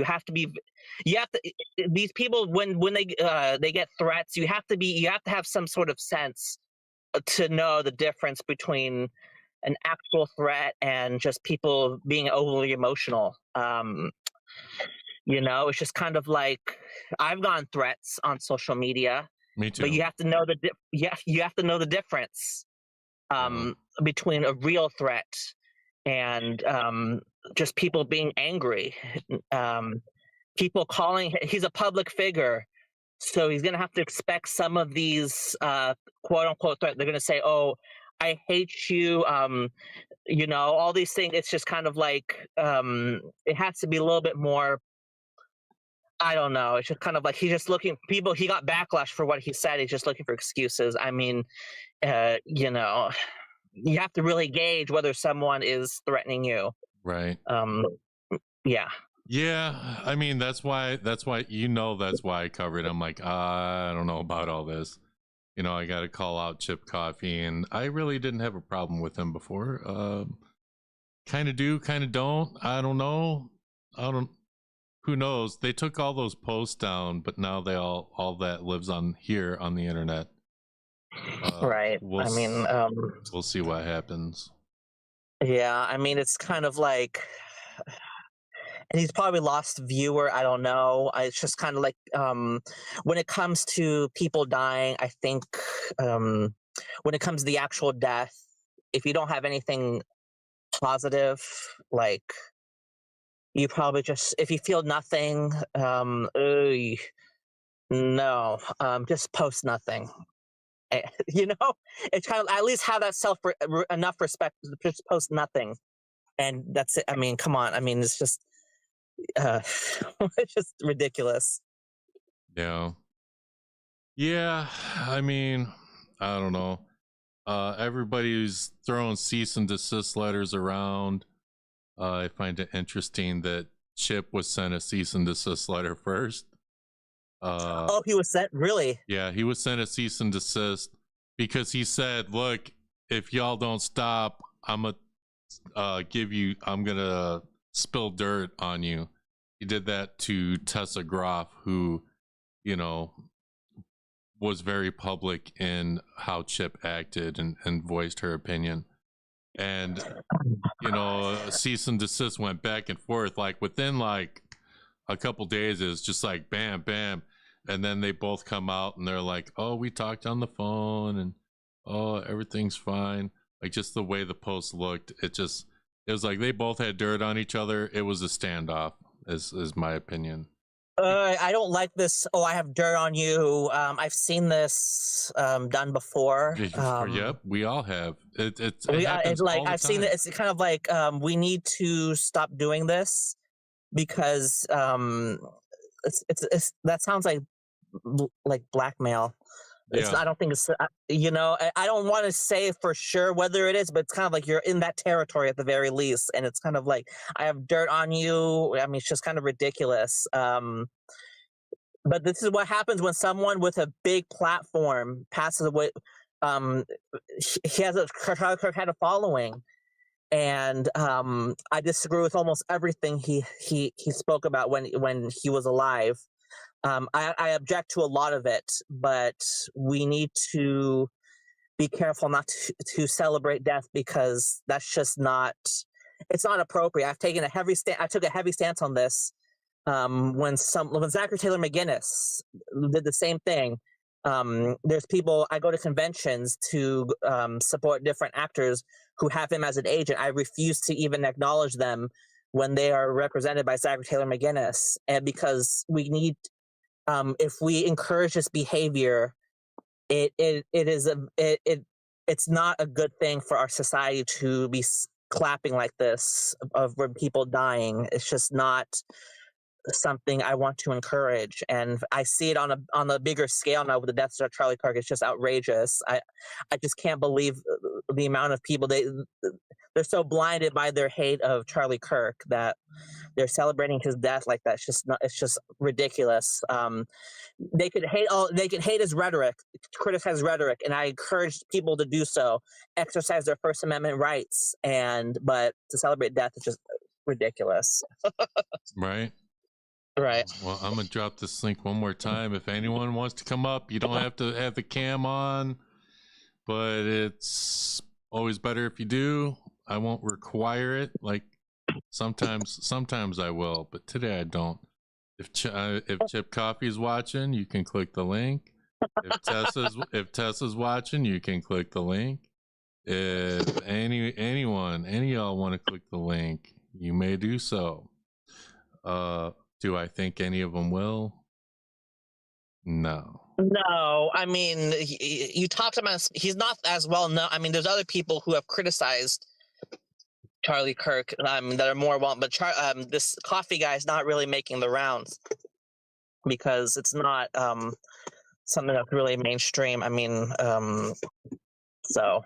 Well, and that's another thing too. So they have in the paranormal community, they have this thing they're called debunkers, and they're on YouTube, and they pretty much debunk paranormal evidence. You know, like, oh nope, I can explain this, I can explain that, and they show whatever. Or if there's like a story on something haunted, they'll research it, and if they find out that it's a bunch of BS, then they post about it. So the paranormal community has debunkers, but they don't have someone like, you know, kind of like Henry. Like the Power Ranger community did not have someone that would just report on like these Ranger actors and what was happening in the paranormal or in the Power Ranger community. And now I'm doing this in the paranormal community, and nobody really does that. They have debunkers, but they don't have someone like me. And so they really don't know how to handle it. You know, it's just kind of like, I don't know. It's a little different because what Henry is doing on his channel, they're Power Rangers. They're more into the convention scene, and that is why they care more because especially when Henry is biased towards the Green Ranger, I know very well the bias that Henry has on that channel, and the Green Ranger happens to be the most popular Ranger in the Power Ranger community. So, and they're the ones that are going to the conventions and with and buying and supporting these Rangers who are friends with Jason David Frank. So they are more aware. The Henry's rhetoric is more has a bigger reach. I don't know this Coffey person. I don't know the paranormal. Are they? Do they rely on the fandom for to main? Okay, they do. Just like Power Rangers, then, dude. Okay. It's the exact same thing. They all go to conventions. They all like that's where they make their money, just like the Power Ranger cast. It's literally because I started looking into like ever since the Annabelle thing happened. I started looking into everything. It's the same thing, man. It's the same thing. There's no difference. Okay. It's just kind of I don't know if it's the exact same. Maybe it is. I don't know. But yeah, maybe I'm not familiar with the paranormal.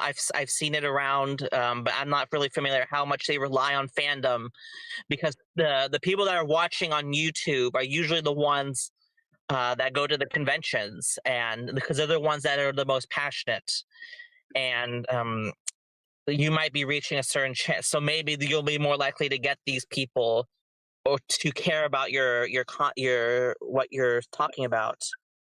So yeah, well, and you know there is a difference in the paranormal community. You know, with the Power Ranger community, when you drop a link, they come up. The paranormal community, they ain't used to this. Like they ain't coming up. Like I got a few people on my last paranormal stream, but this one was short notice, so that also may be the thing. But I don't really, when I do these paranormal streams, I don't really expect many people to come up, because not everybody wants to be on cam. Not everybody wants to, oh, my voice is out there. It's like, if you have a strong opinion, then you should probably click the link. But that's my opinion. Right. And I notice at these conventions, when I see the people that are, I call them keyboard warriors. I see them at conventions. I saw one. She's comfortable being a keyboard warrior. Of course, I got the sound bites, but go on. Continue. His name's Chef Maku. I'm calling you out. I saw you at a convention. You were staring at me, and then while I was watching a panel, you stood behind me, and then you introduced yourself, and I was taken by surprise. And you were very nice to me, but when you're on social media, you have a very different stance. And see, this is one example of what social media. It's very easy to hide behind a computer screen, but when you're in person, it's to speak your mind. There's no Henry Resilient, there's no Dust Productions to moderate the conversation. You have to stand on what you have to say because you're literally face to face. It's a little different. So when people are even scared to come up online, that's even more, wow. It's kind of like, or when people, they do that nonsense of the hiding of the voice, I disagree with that as well, because I know some people argue, well, their livelihoods are at stake. Well, if it's the truth, then what do you have to worry about? You're worried about your livelihood. I mean, it's just kind of like while you're afraid to stand on what you're saying, then maybe you shouldn't say anything at all. Just don't cam up if that's what the position that you're going to take, because I find the hiding of the voice very cowardly as well. It's just you might as well just not cam up at all. Yeah. So it's just kind of like social media. It gives people a space, but when they don't even want to cam up on social media, perhaps that's for the best, you know. Shep is in the chat. He goes, I read the room and didn't say anything else. Well, okay, you read the room, but when I'm up here, when I was on Henry's channel, you had a lot to say, but people read the room. Basically, they're saying, oh, shoot, Brent actually stands for what he says. He was eavesdropping while speaking with somebody else at the convention, and he read the room and said, oh shit, Brent does not. In person, he has the same volume, the same energy. I'm very civil. I'm not like overly aggressive. People, if people think I'm a violent person, that's just ridiculous. But it's kind of like I have bring the same energy online as I do in person. So he read the room and said, "Oh shit, I can't compete with that." I guess I don't know. I'm just speculating. But well, I mean, we can ask him because he just clicked the link. Did he? Everybody, keep it civil. This is a paranormal stream, but I'm gonna allow this. Just because people like controversy. People like controversy. There's something real paranormal about this. I don't know what's happening. Oh my god, this is not normal. So that's how it's related, right? It's not normal. Yeah. So that's yeah. Oh god. All right, guys. So Chef Maku, welcome to the stream. Hi. Hey, bro. Hi. So, just like Joe Hendry, say his name and he appears. Okay. I'm getting ready for bed. Hear my name. And I read the room. I read how your energy was. I didn't do anything else other than say, hey, Chef Maku, enjoy your time here at the Great Convention. So, stop your shit. Okay.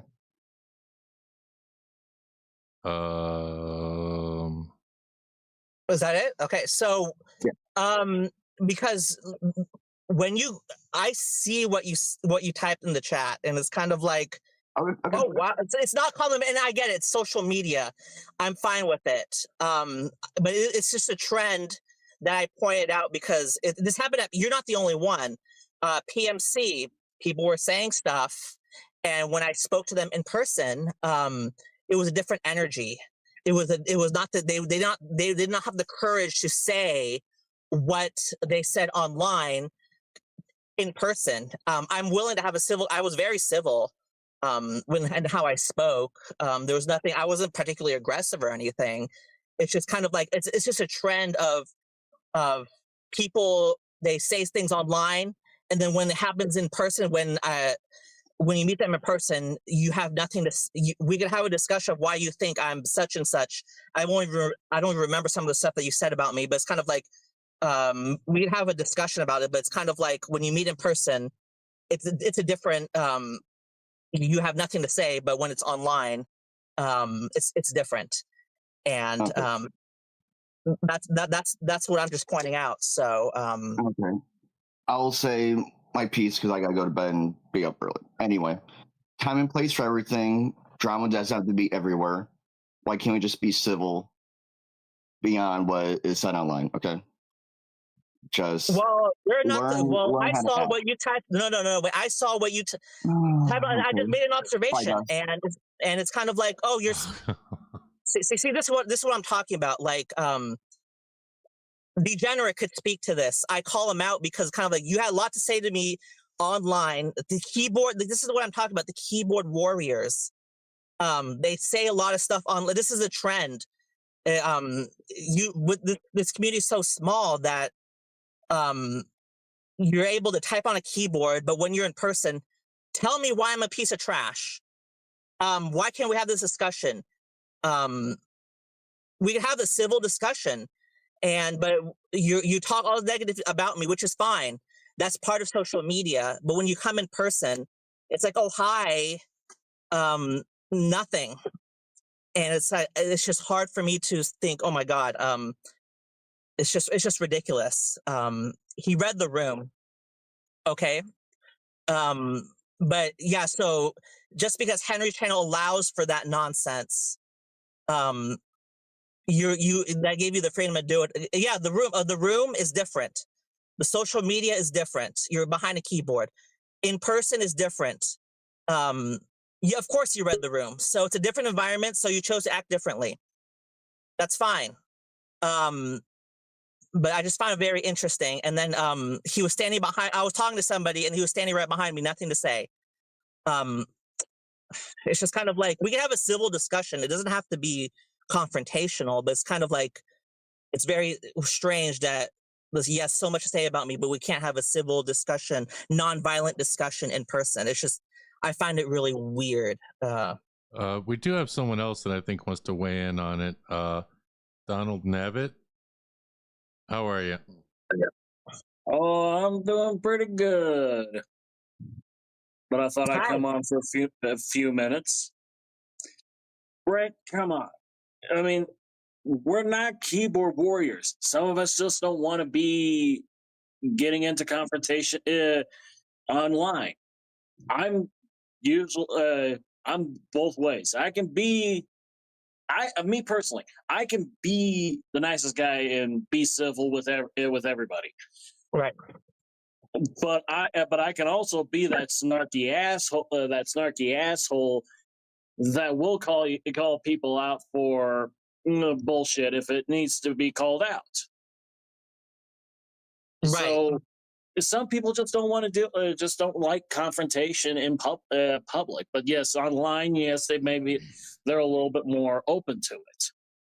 Because right. And that's why I call keyboard warriors. Because you able to say that's why people they would never say the people that are saying they're glad that Charlie Kirk is dead. They would never have the guts to say that in person because they are protected by a screen. Honestly, from what I've been paying attention to the whole situation since the assassination. Actually, right. most people that were in that category of hating Charlie Kirk because of his politics or his the way he what he says would have said that irregardless. Okay. In public or online. All right, so, hang on. I got a $2 super chat from Chef Maku. Sorry for the derailment. Stay resilient. It's all good. That's all the paranormal stuff I had for this particular stream. So now we're just chatting. Paranormal, not normal. It's not normal. Okay, we'll just say that's how it's relevant. Anyone can click the link. If you want to talk paranormal, you can. If you want to comment on Chip Coffey, you can. If you want to join in on this Brent fam stuff, you can. Oh God! Okay. Click the link. All right. So anyone can click the link, but you guys go ahead and continue. I'm very sorry. Oh no worries there, Dust. It's all good. But yeah, I've seen it, and that's why even me, who is very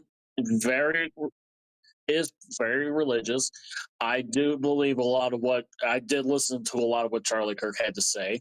Never actually met him, but I would have loved to. It's not everybody's cup of tea. And what Chip said that was not cool. That was very cold. You could have spun it a different way. Or just say nothing at all. Like if you feel nothing, you say nothing. Just I agree. Just let it be. Just let it be. Yeah. Because it's very, when it comes to someone dying, there's a lot of feelings, emotions, and you have to be very considerate of that.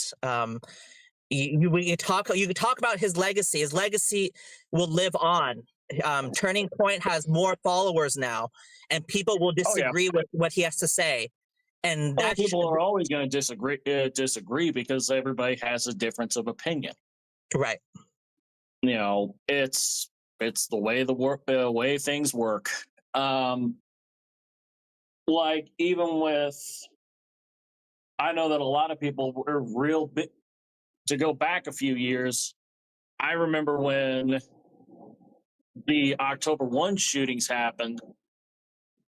There was definitely a lot of that gun control, and I'm like, you can't control what one person's going to do. If they made that decision, yes, a lot of people died. It's still something, as somebody who lives in the city where that happened, it's still Las Vegas is still, to this almost 9 years later, 8-9 years later is still mourning that event. Oh, you're talking about the Las Vegas shooting, the country concert shooting. Yeah, the Mandalay Bay. The Route 91 festival. Yeah, I remember when that happened. That really was quick. I do have a super chat. Listen. Fire it away. Listen, people are trying to cause. I'm not the one causing real problems. Well, maybe I'm causing real problems for Chip, but I'm not causing real problems for you, Brent. But Shay says with the $2 super chat, Brent, why did you strike Henry's channel? What? Yeah, there was a copyright strike on Henry's channel. I didn't strike Henry's channel. Okay. That's a lie. I heard about it because first of all, Blake Foster mentioned it, right? I'm not sure who mentioned it. I haven't really paid that close attention. So both of you might know more than me. You have to context clues. There's a video of me that's missing. Henry never removes content. As much I disagree with him, he always keeps content up. He's not going to remove content just because someone says, "Oh, I disagree with it." He's not that type of person. So notice how there's some videos that are missing. And then Blake says second strike. Put 2 to 2 together. Wait. So second strike. So what? I don't think he has 2 strikes. No, Blake Foster mentioned about suggesting about trying to get a second strike for Henry because you know how much he dislikes him, right? Right. Yeah, I do know. So he mentioned something about a second strike. So usually if someone says a second strike, there is a first strike. I mean, I don't know. People make that assumption. That's a reasonable assumption. If Blake is talking about second strike, he knows about a first strike. And then you look at Henry's videos. Some videos, there's a couple of videos that are missing. You put 2 to 2 together, and it's kind of like, oh, he might have got a copyright strike, or he most likely did. And it's kind of like now Rican is following in his footsteps. Okay, listen. Hang on. Talk about that idiot. Hang on. No. I am for just a moment. So I did talk to Rican before he got his strike on his channel, and I was like, I'm like, hey, you should probably do this. You should probably do that. I'm like, be very careful about copywritten stuff on YouTube. Do you guys remember Henry would play that song, It's Friday and I'm Broke, with the Power Rangers dancing? I think that was before I started watching. Yeah, that will clap your channel hard. Like you just can't play copywritten stuff. Here's an example of that, and how even Toei is very easy to strike something. So a YouTuber that I do watch, I've been watching for years. His channel is called Top the Fourth Wall. He reviews bad comics, but he's also done a retrospective review of every season of Power Rangers. Well, he didn't start on YouTube. He started on blip.tv back in the day. But when he started coming back to YouTube, because Disney basically got rid of Blip, he started uploading those videos because it made him money. And Toei struck his channel because of those. So he's had to completely re-upload his videos at least a half dozen times. Wow. How bad is a copyright that strike that Rican got?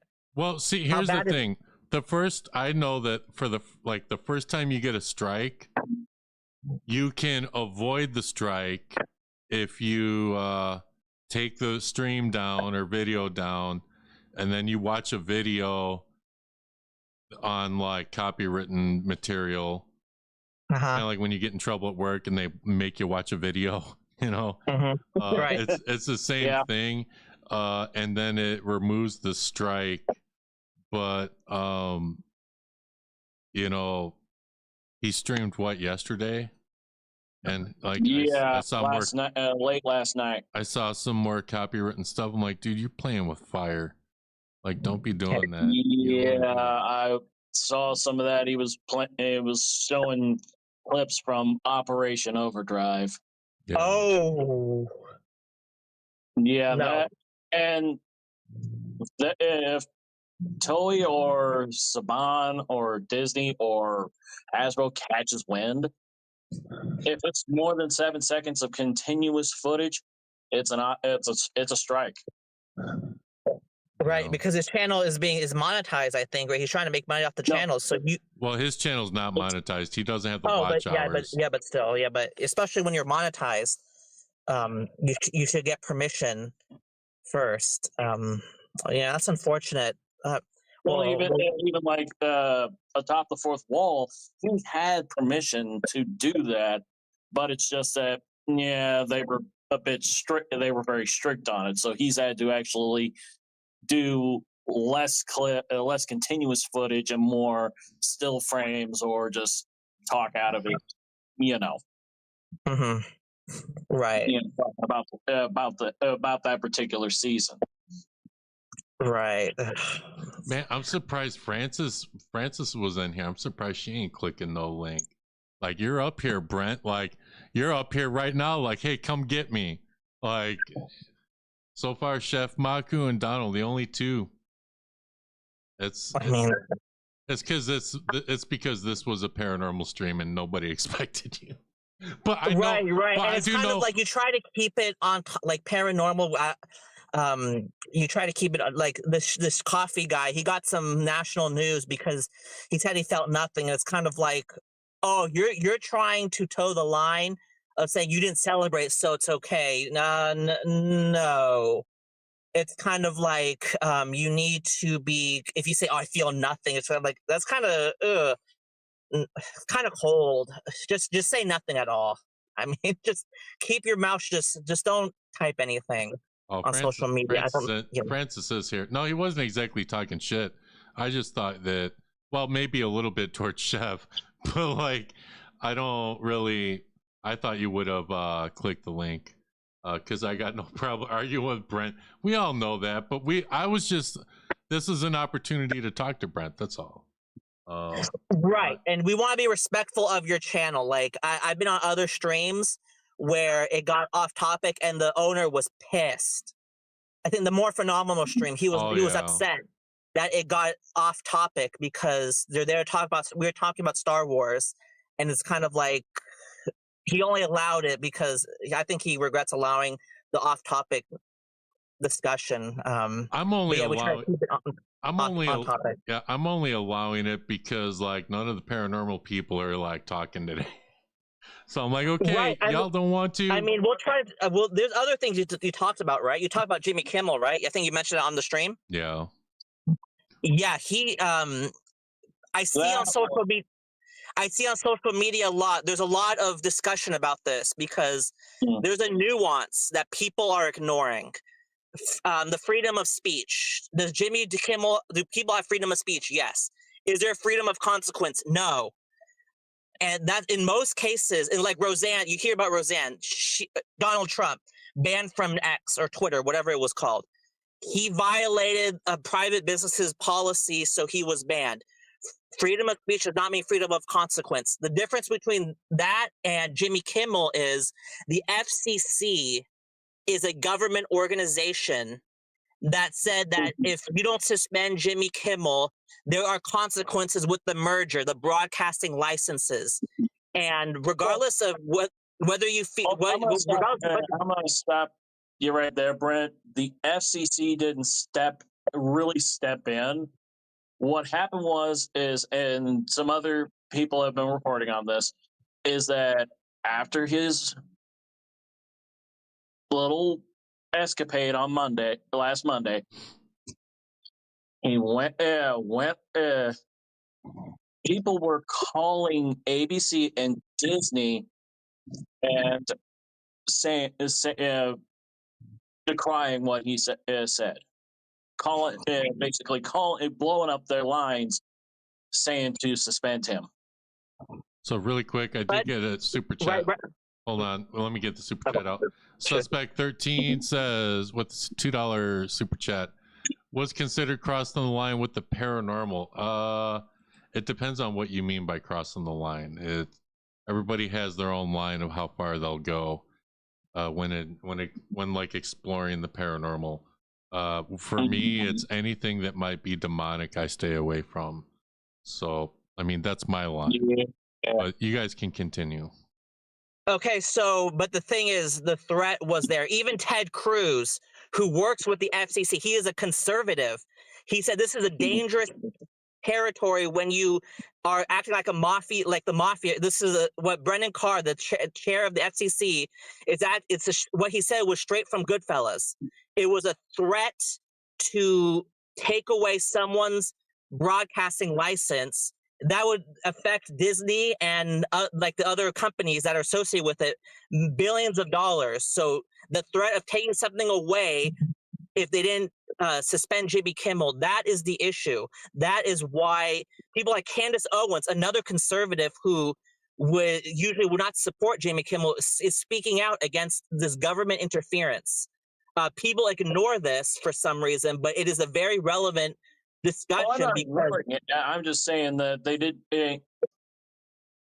what Brendan Carr did. Yeah, that went a little too far, but I think by the time he stepped in and said something, the writing was already on the wall. Hey guys, hang on. So Reality is in the chat. She's saying nag, bish.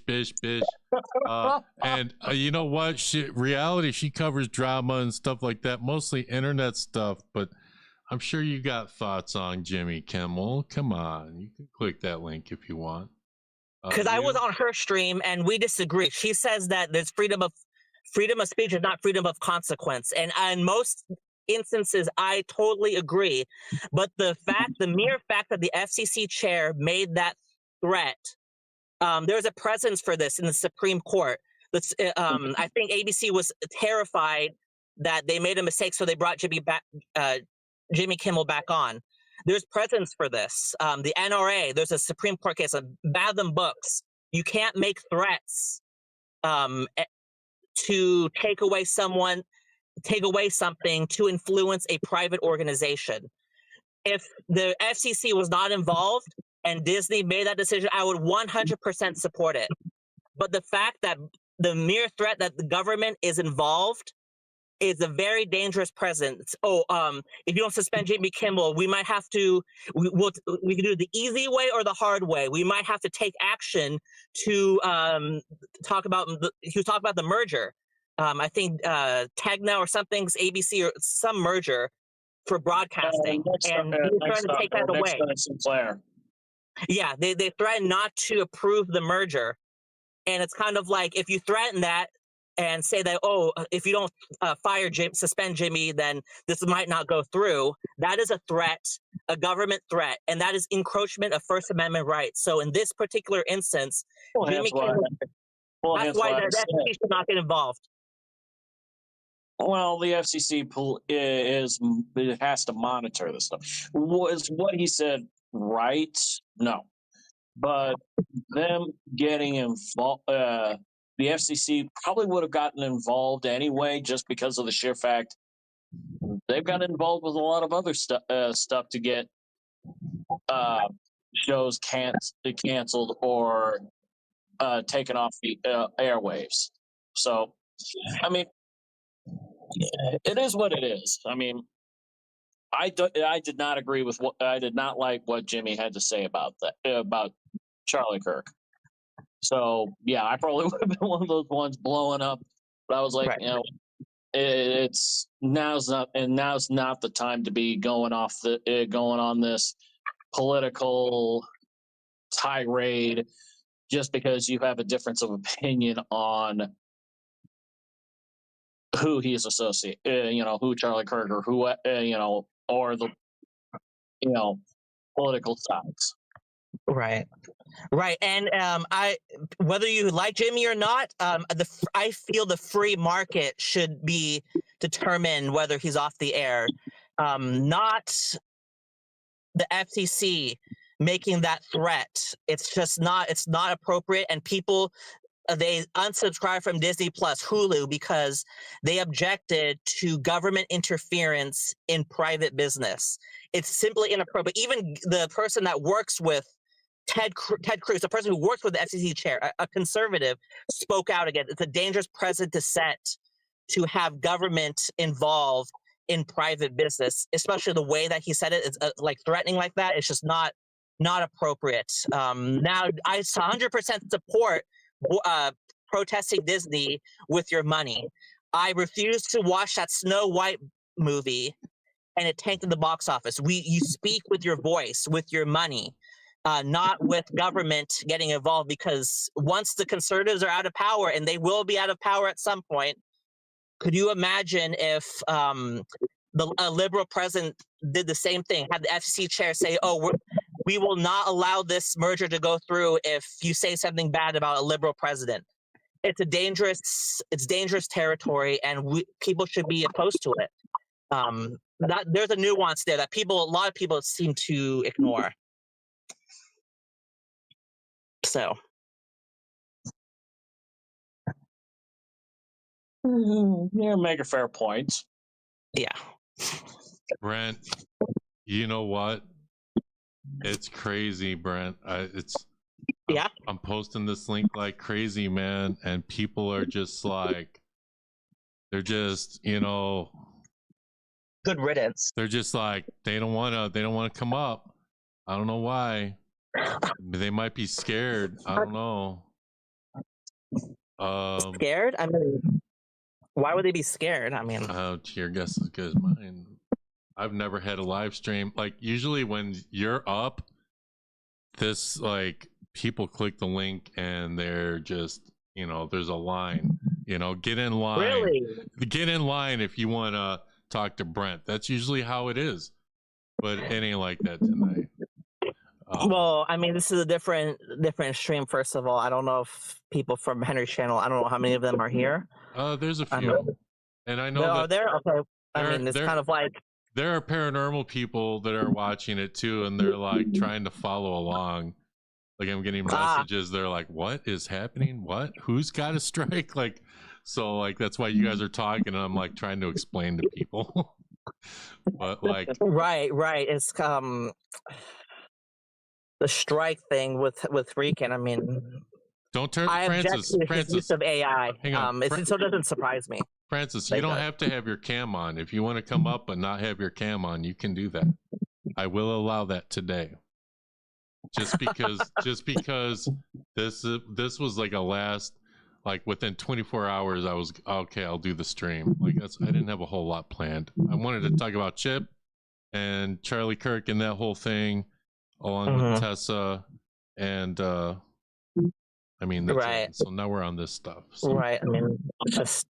I'm gonna get. And then you talked about Jimmy Kimmel a little bit. I mean, that story is getting a lot of traction as nationwide because it's encroachment of free speech. The First Amendment is people take issue with that. Disney has a lot of issues. Star Wars, the woke nonsense, Snow White, Little Mermaid. We vote with your wallet. Little Mermaid, Snow White, they lost money. That's how you let Disney know we're not tolerating your nonsense. To speak with your money, because that's all they care about. They're corporations. They're not really. They didn't let Jimmy on because of principle. They let on because the backlash, $4 billion, and worldwide. This is a worldwide issue. They fell in the pocketbook. So that's how people should protest. Stuff you don't like. Jimmy Kimmel, just don't turn the channel off. He would have, I think eventually he would have been canceled eventually because he's a liberal hack. Jimmy Kimmel is. He's following some sort of orders. I noticed it in his commentary. There's been a shift in his speech. But the free market should have spoken to that, not government encroachment. Yeah, I don't watch Jimmy Kimmel. Seems like I got 1 year left on his contract, so I think. Yeah, they should have just waited. It wouldn't have been renewed. I think that's the other reason why they're bringing him back is they're just going to say, let's write out the contract. part ways. Right. I think they wouldn't have renewed because the way I mean, people don't find him. I mean, he used to be more funny, but now not really. So yeah, I mean, it's just this whole Charlie Kirk thing really caused a lot of this drama. Unfortunate. Charlie Kirk I think Charlie Kirk would say the free speech. Even he would say that the government should not get involved. I think people need to vote with their wallets and their viewership, not government encroachment. I think even Charlie would agree with that, based off what I've heard from him. That's just me. I don't know. Yeah, I think it's possible. We'll never know, unfortunately. I hate to cut this conversation off, but I gotta get ready nice to work. Yep. Yeah. All right. Thank you, Donald. All right. So, well, I guess that's it. I appreciate you, Brent, coming up, and I appreciate your input. I know that you do have some strong opinions, and thank you for that. You know. Oh, no problem. I mean, thank you for letting me know about Zachary. Another person, the celebrating of the death thing. I mean, because that, if you didn't show that, it would have been deleted, or maybe somebody else might have taken a picture. But you're the one that notified me about that, and it was kind of like, oh my god, like is he causing real? Did he make this up? I thought you made it up. That tweet, and I thought you're causing you're actually causing real problems if you make right. You're actually causing real problems if you made that up, because that's slander. Yeah, if you made that up, I thought you made it up. I'm like, no, this can't be real. Like, I know Dust loves JDF, and he's trying to make this Zachary Taylor McGinnis guy. He might try to make him look bad, so he might have made this tweet. I'm like, this can't be real. This can't be real. This can't be real. It's Dust causing you would be causing real problems if you made that up, but no, it was real. Yeah. And there are consequences, not government encroachment. I show my objection to Zachary Taylor McGinnis with my voice, using money, because that's all he cares about. And he saw me at a convention, and he looked at me, and I just ignored him, and I ignored all his clients, some of them who I really wanted to see. But when he exercised his freedom of speech, I exercised mine. And that's how it should be.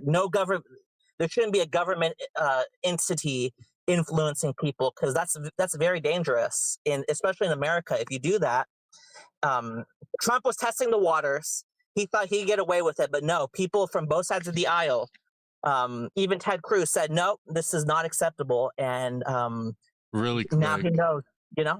Really quick, Frances had clicked the link, but she gone. I don't know if she's having internet problems or if she was like, nah. I'll give you like 2 minutes, Frances, and then if you don't come back, I'm gonna shut it down. But please continue, Brent. Wait, what was that? I said you can continue with what you were saying. I apologize.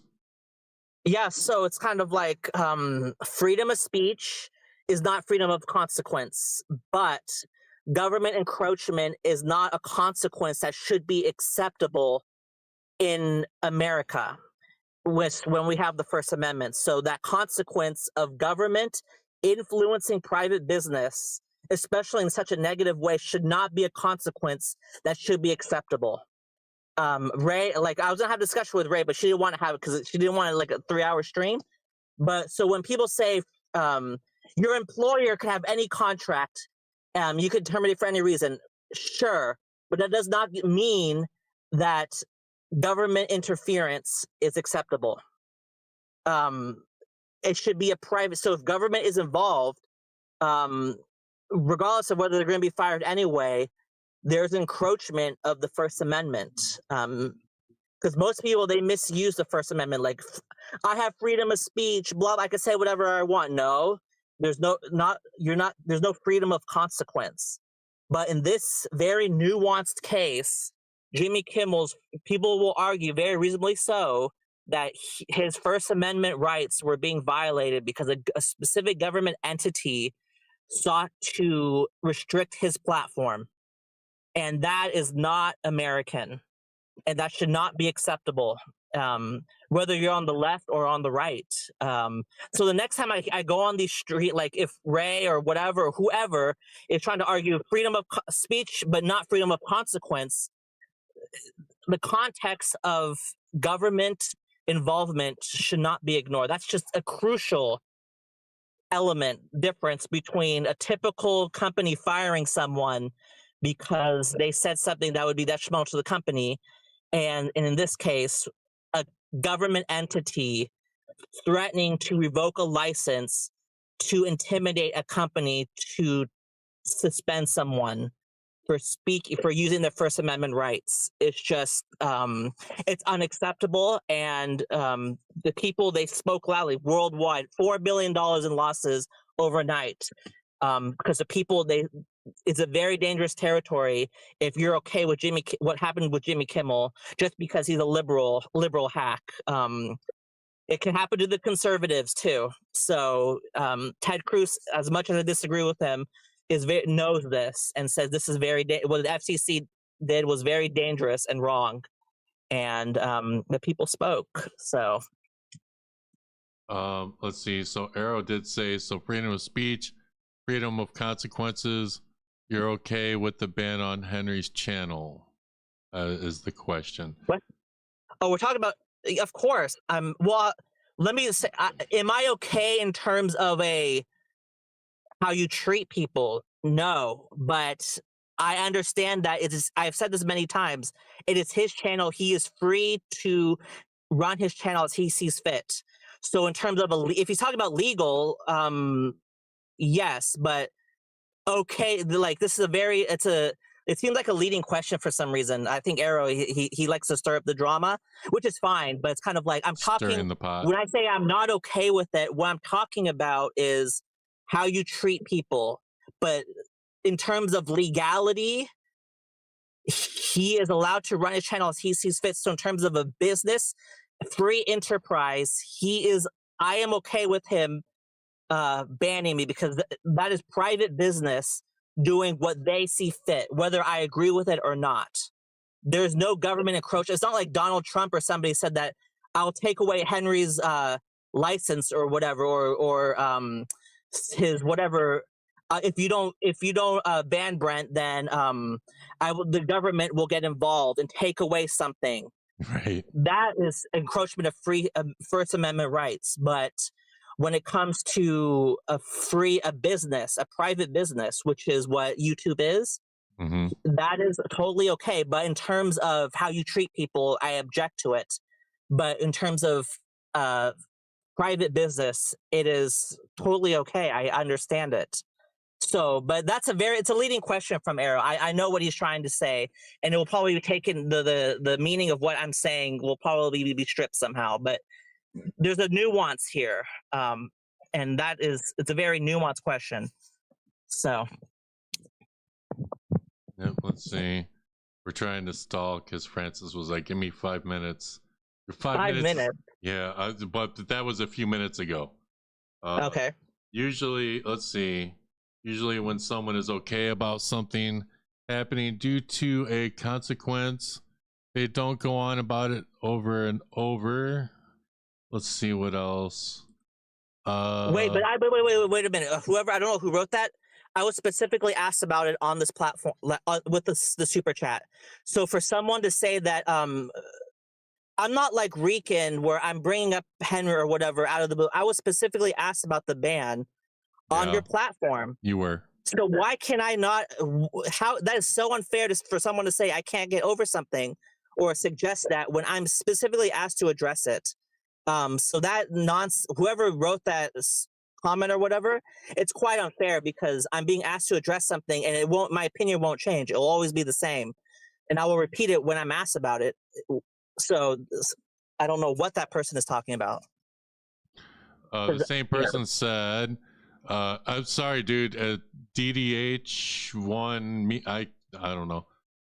When I am not wanted somewhere, I don't give attention, and that I don't keep talking about it. I move on. Sure, that's fair, but again, this Arrow or whatever brought it up, so it's not like I came on Dust's stream and talked about it. I don't know. I don't understand so when people ask me about something, I can't talk about it. So this person, I don't know who this person is. They're policing, basically telling me if someone asks me a question, I can't answer it. If someone asks me about a question, I'm going to answer. I will make the choice to answer it or not you. So listen, he says, because I his name, and so he said, you can call me DD, that's fine. I'm gonna just call you Double D, all right? You just Double D now. Facts. So that's your name now whenever I see you, Double D. All right, so let's see. So someone did say, Shay did say something. Oh yeah. She said, okay, but be honest, do you miss Henry? Do you miss going on Henry's platform? Henry is very good at what he does. Very entertaining. And as much as I disagree with him, he brings great entertainment value. It's despite some of my objections to some of the stuff that he said. Do I miss, do I think about, I can't go on? Not really, because there are other platforms, but it was great entertainment. So it's kind of like you're not allowed to be on a great entertainment platform. It's kind of like, it's unfortunate, but it's kind of like that's how he wants to do things, and I have to. Well, obviously, that's just the way he wants to do it, and that's fine. But am I clamoring to go back? Am I reeking where I'm mentioning Henry out of the blue? Absolutely not. But hey, Brent, you gotta be careful when you say Rican's name, because when you say Rican's name, it's like Beetlejuice. I give Rican shit for this. Like, when you say Rican's name, that's when he shall appear, and I will let him up. I'm just saying.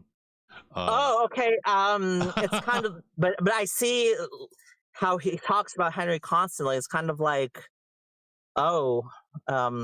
yeah. I only talk about him in the context of people asking me about him, and to say that I shouldn't talk about people because some person online feels I shouldn't. I mean, that's not.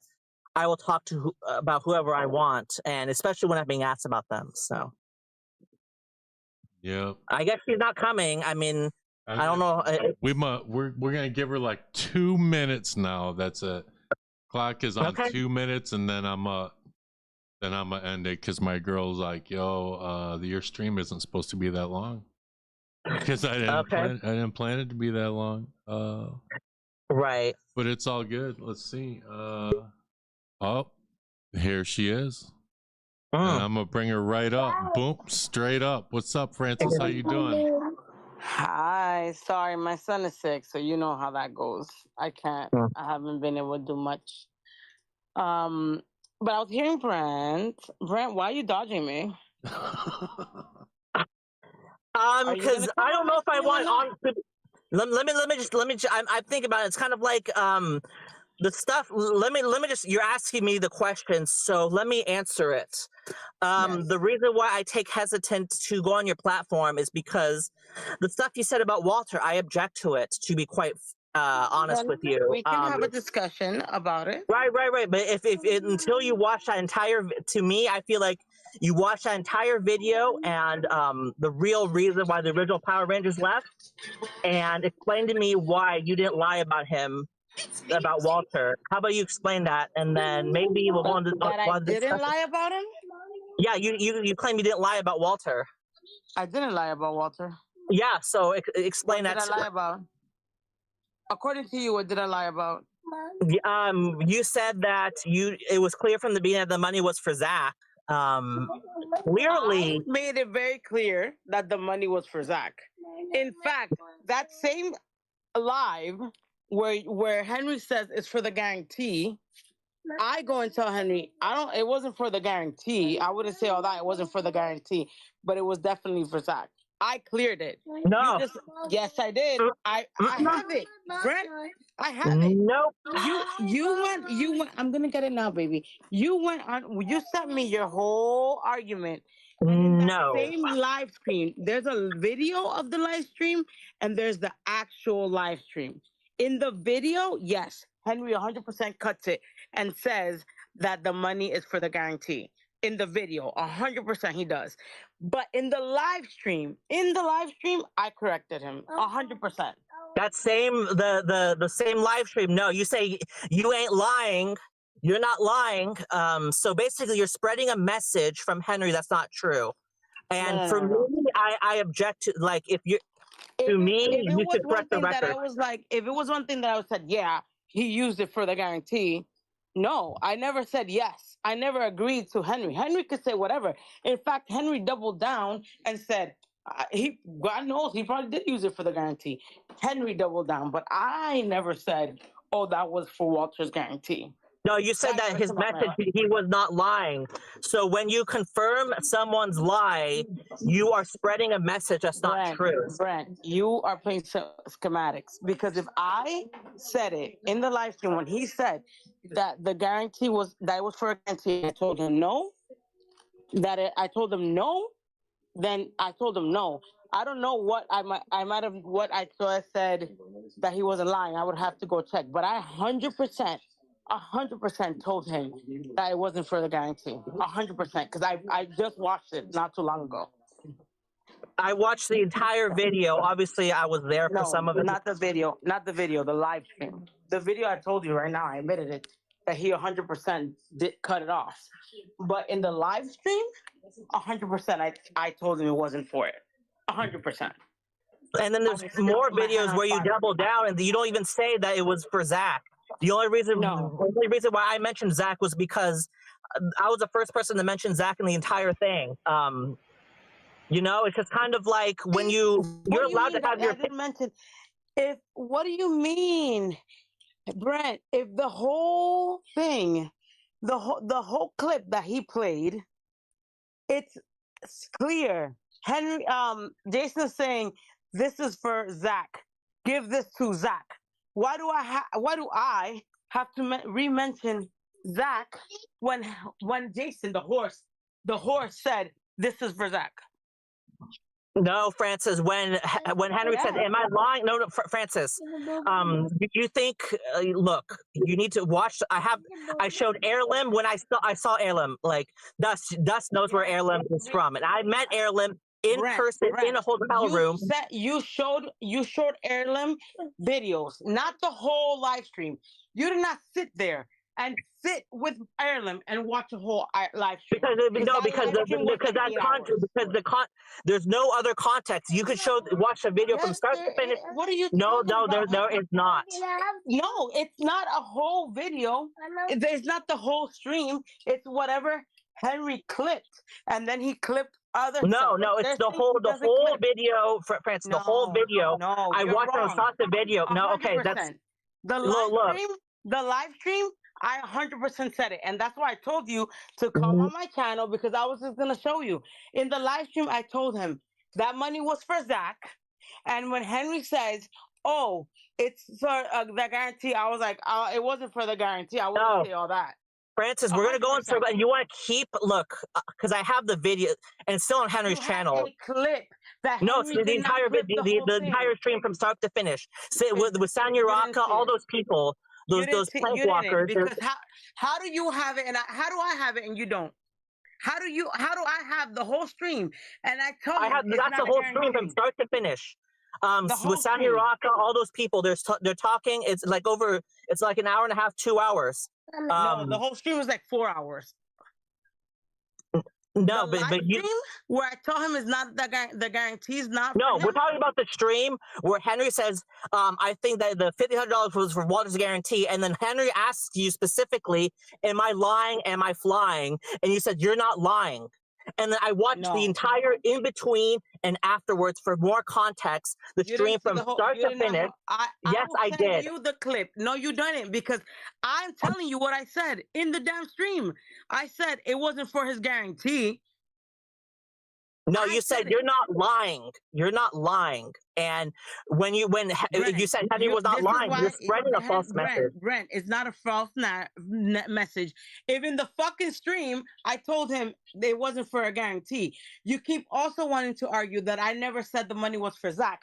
Why should I? Why did I need to say the money was for Zach? If Henry opened the clip with Jason, who was the one talking about give this money to Zach so he could shut up.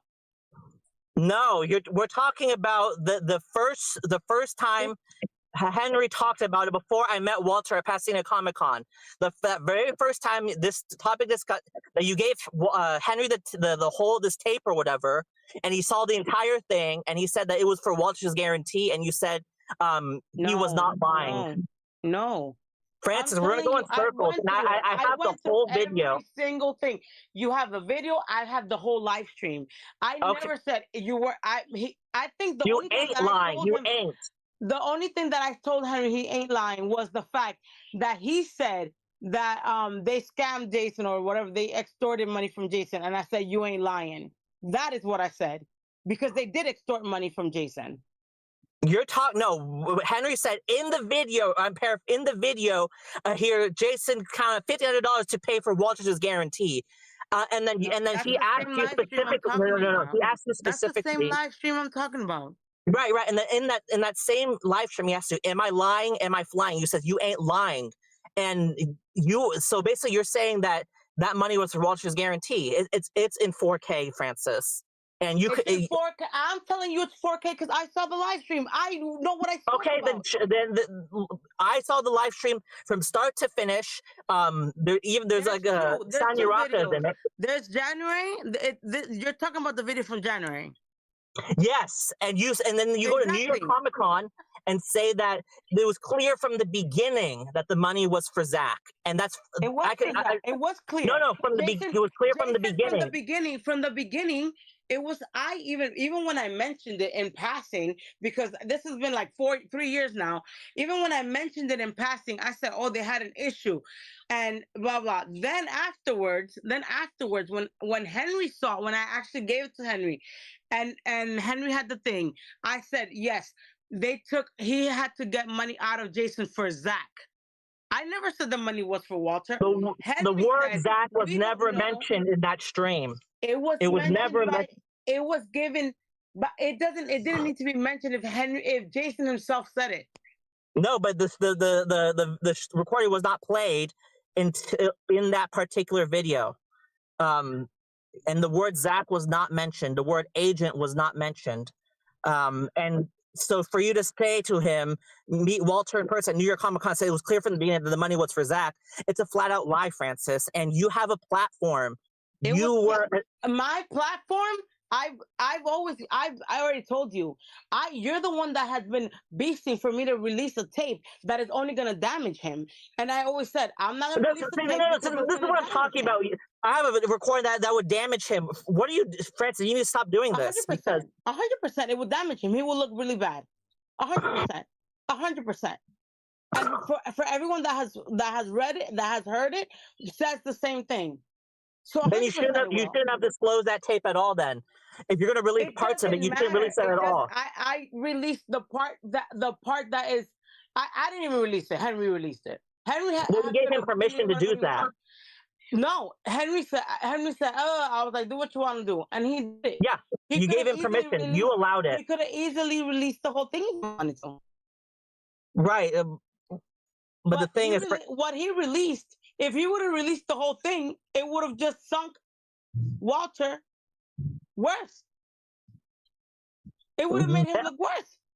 Then people need to make that decision for themselves, because you recorded that, right, Francis? You recorded Walter without his consent.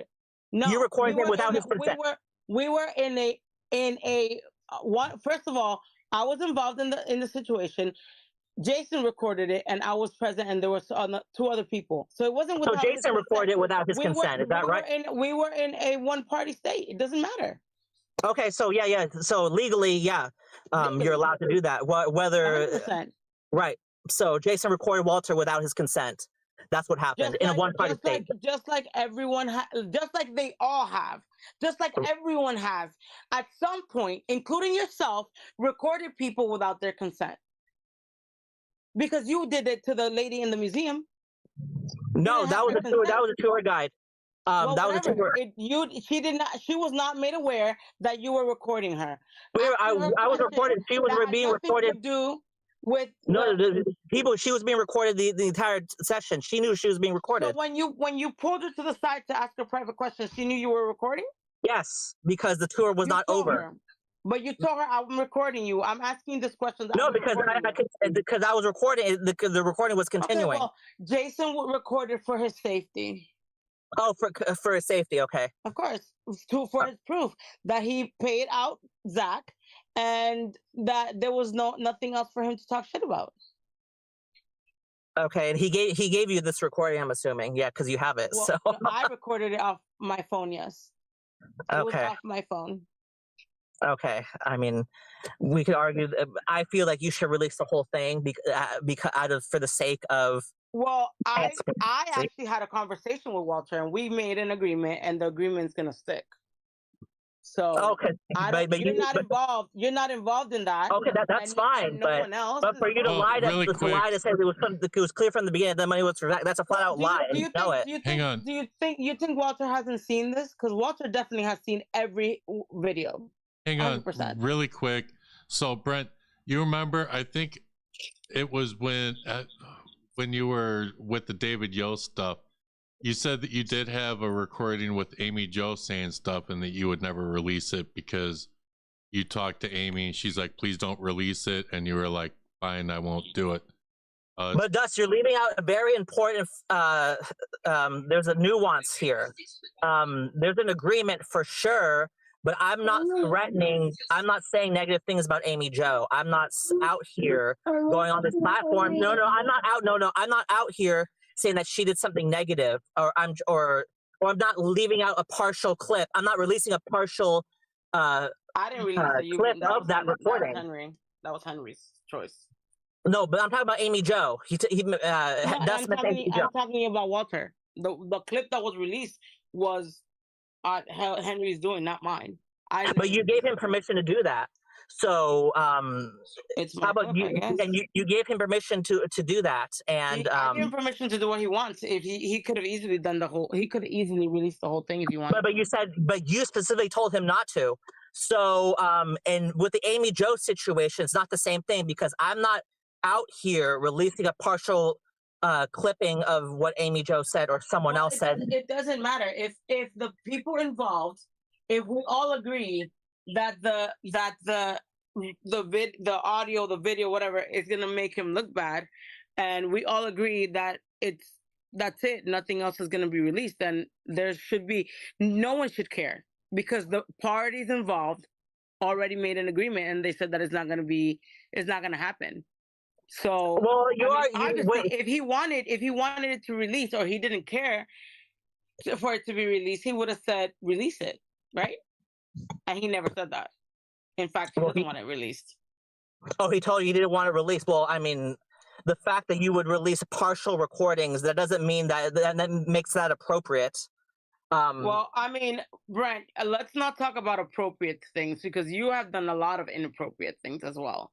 So if we're gonna have that discussion, then I mean, we could go down the rabbit hole if you want. Oh, so the discussion about me now is that what you're saying? I'm saying you can say whatever if you feel it's inappropriate, that's your opinion. But I mean, we're all human and we've all done inappropriate things. In your opinion, in my opinion, it wasn't inappropriate.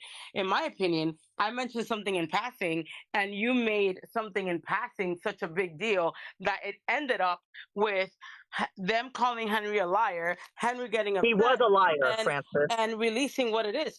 What did he lie about? Because he said that the money was from Walter's guarantee. That's a flat out lie. It was not. And then he said, well, God knows. I'll double down on it. I don't know. We don't know. You don't know if that ended up being money given to Walter. You don't know that. Neither do I. Neither do you. Nobody knows what happened to that money. So Henry can assume or make assumptions about whatever he wants with that money. He said the money was for that's proven to be a lie, and it ends up that Walter was right that it was a lie. I don't know what the issue is. I guess that part, if Henry is flat out said, when I know for a fact I told him it wasn't for the guarantee, but I digress. If that could have been a lie because he assumed the money was going to Walter, because why else would someone be so adamant about collecting someone else's money? But hey, I digress. Right, but that's a lie. The money was Henry said the money was for Walter's guarantee, and that's a lie. That's proven to be a lie. So they were right to accuse him of lying. And we could sit up here and argue this back and forth, and the video evidence is very clear. If you watch from start to it's like an hour or something. It's like the partial video. The stream from start to finish. The stream was not an hour. I'm telling you, I just saw this the other day. It was almost a 4-hour stream. Almost a 4-hour stream from January. All right, so Aerostream with the $5 super chat. Brent, why didn't you ask Walter about the tape when you gave him the Ranger suit? I'm sure you could have gotten a straight answer from him and recorded it. Did you? Oh, by the way, that interaction was recorded by someone else, not me, because it was recorded. Did you ask about it? It was taken down, and you could make assumptions about why. I wasn't the one that took that video down. So people who are saying that no, he's saying, why didn't you ask him about the tape? Yeah. Did you ask him about the tape? That's what Did you ask about the Walter tape that Francis says? Did you ask him about the tape? That was really the question. When we talked, it was he said he had to. So I said that the New York. We talked about the tape very briefly, but it wasn't. We didn't have to, he was in a rush. I don't know why he had a panel or something. I don't know. I said that when the interaction with I said that Francis lied. I did, and he's like, oh wow, and then he said that, but he said, and then I was interrupted because we were talking about the suit. So I did mention it to him very briefly. And we were interrupted, and obviously I chose. I didn't lie because yes, you did. I made it. I was clear with Henry that it wasn't for his guarantee. So okay, we're gonna keep arguing this. Because when you have time, go and see the whole 4-hour and something stream, and then you go back to me, because I know for a fact that I said it wasn't for his guarantee. In fact, not only did I know that someone sent me the clip where I say it wasn't for his guarantee. So other people saw it, not just me. Right. Okay, we can keep arguing this. So the video evidence, when you say that when you confirm someone's message that's that Henry was not lying, that the money was for Walter's guarantee, so you're telling me you are lying right after he said. So you're telling me, which I know is not the truth, that the minute he said, "Oh, the money's for the guarantee," I'm not lying. I said, "No, you're not." You said you ain't lying, like ain't or not lying. But immediately after he said the money was for the guarantee, it wasn't a cut in the video. But see, this is what he's talking about Jay or whatever, like the fight, and then Henry said something along the lines of the stuff, the thing about the money. Am I lying? Am I fine? The 1,500 or something. I can go back. Yes. We can go. But Brent, if he's asking me if it's true about the money, I'm going to say, no, you're not lying. So unless he specifically said the guarantees for Walter, and I immediately said, yes, you're not lying, that's not true. You're 100% lying. There's no way that he said. It doesn't, Francis, you don't have to, things don't have to be presented in the way, in an immediate fashion. It doesn't have to. If he's asking me about a $1,500 money or whatever the money was, and he said, am I lying about the money? And I say, no, you're not. You ain't lying. You aren't lying. He's specifically asking me about the money portion. I'm not involved in the guarantee portion. If he's asking me, they took money from Jason's blah blah, I'm like, yes, you're not lying. So No, now when you're Henry says the blaming money me. wasn't getting the friend, we're gonna keep arguing in circles. No, because no, you're omitting the fact. I'm responding to you. I'm asking you a question, and of course you're evading the question. I'm asking you, did I specifically, right after he said the money was for a guarantee for Walter, I said you're not lying. You don't have to do it like that. Yes, I you don't do. have to say it right away. Yes, No, you don't. Of course. My God. If he's asking, if he says something about the guarantee, if someone tells you one question or says something, and then they jump to something else and talk to me about a fact that was money was taken from Jason for Zach or taken by Walter, I'm not lying. No, you're not. That doesn't mean that I'm agreeing with what he said about the guarantee. I am answering his question that he's asking me about the money. About the guarantee. He said the money, the $1,500 was for Walter's guarantee, and you I said you're not lying. You need. You're lying. Okay, we can watch 100%. the whole entire 100%. video from I know start 100% to you're telling finish. the truth. Because you keep flip flopping, and this is why I call you a flip flopper. I asked you, did he specifically say the money was for the guarantee? And I'm not lying, and I said yes. You said no, that he said something about the money, and then I said you're not lying. So which one is it? Did I automatically, right after he talked about the guarantee, say he's not lying, or was there something else in between the guarantee and me saying you're not lying? So between what Henry said, the money was Walter's guarantee, he's talking about another topic. And he's talking about it for maybe 5 minutes, and then he when you come up, he asks you the money situation about the $1,500. What he said about the $1,500. Am I lying? Am I flying? And you said you're not lying. Right. So whatever context is in the middle. He asked me about the $1,500, the transfer of money. I'm gonna say you're not lying. God knows if I even heard the guarantee, even though I know for a fact I told him it wasn't for the guarantee, because I think he mentioned, I know 100%. I have the clip where he says, "Oh, it's for guarantee." I'm like, no, it wasn't. I 100% have it. Okay, but fine. If he talked 5 minutes, and then he asked me about money, or if there was a money exchange, I'm gonna say you're not lying, right? But Henry specifically said the money. No, you're choosing to put me to blame for what was said when there was other things said in between. No, but those things, other things do not change the meaning. No, it does not. 100%. You're playing the out of context. No. You are because unless he said the money's for a guarantee, right, Francis? And I said yes, it was for a guarantee. Then that doesn't mean I am agreeing or asserting what he said. You are agreeing with the message that he put out, which was a lie about the money. Francis, we're gonna have about the money. We have to watch the entire video from start to finish. I have seen the video. No, you have not. Clearly, you have not. I know this Walter saga. Clearly, you're not because you're okay. So we're gonna have to watch that video from start to finish. You're saying that he mentioned the guarantee. Then he spoke for 5 minutes after that. Then I come in. You expect me to remember what he said 5 minutes ago? Absolutely. Absolutely not. Oh my God! When he asked you, when he asked you specifically, when he talked about the money. Unless Henry specifically asked me, is the money for the guarantee? Oh, okay. I said yes. Then I'm not to blame. Now, if he asked me, am I lying about the money exchange? Of course, I'm gonna be like, no, you're not, because there was a money exchange. No, he talked about the money was for Walter. Am I lying? Walter's guarantee. Am I lying? Am I flying? He said, you're not lying. You're lying it's now. in the video. Brent, no. You're lying now. I am not lying, and we can ask you right now if I specifically said you're not lying about the guarantee. You don't have to say specifically lying. No, you're framing it in a specific way. You don't have to spread a false message, Francis. You're flip-flopping.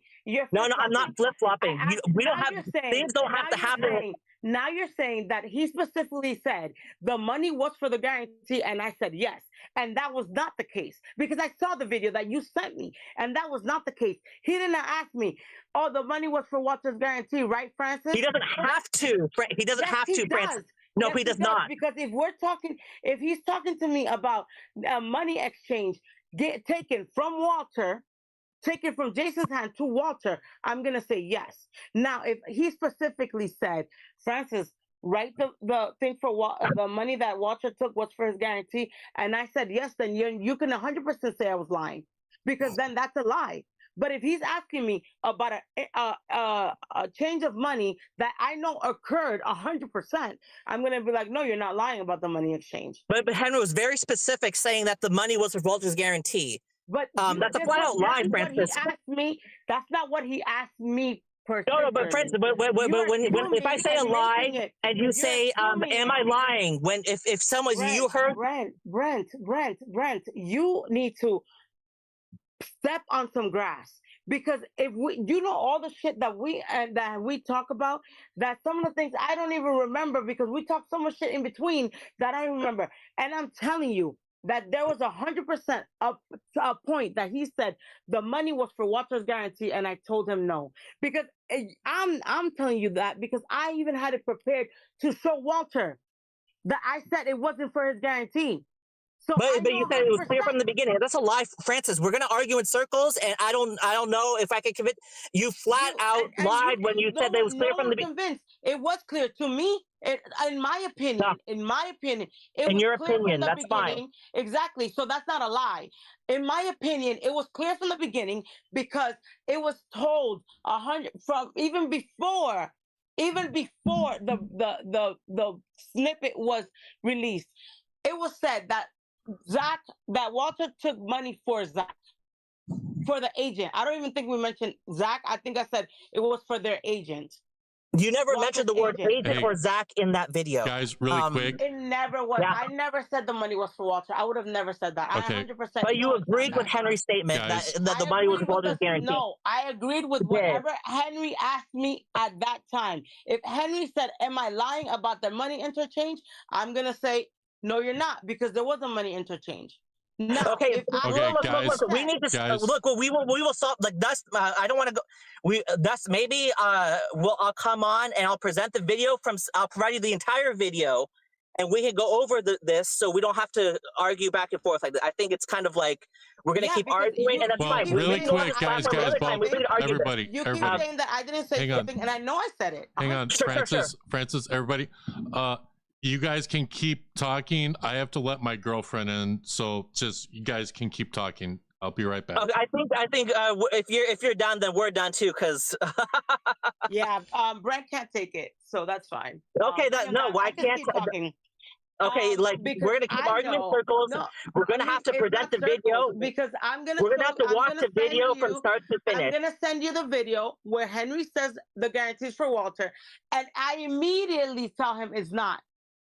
That way, when you want to go and snitch to Walter saying that I'm a liar, no, because you are. You said you can't lie. I'm not a liar. I never. How about this? We watched the video from start to finish. You just and then we could say we could. You just said there was a 5-minute talking.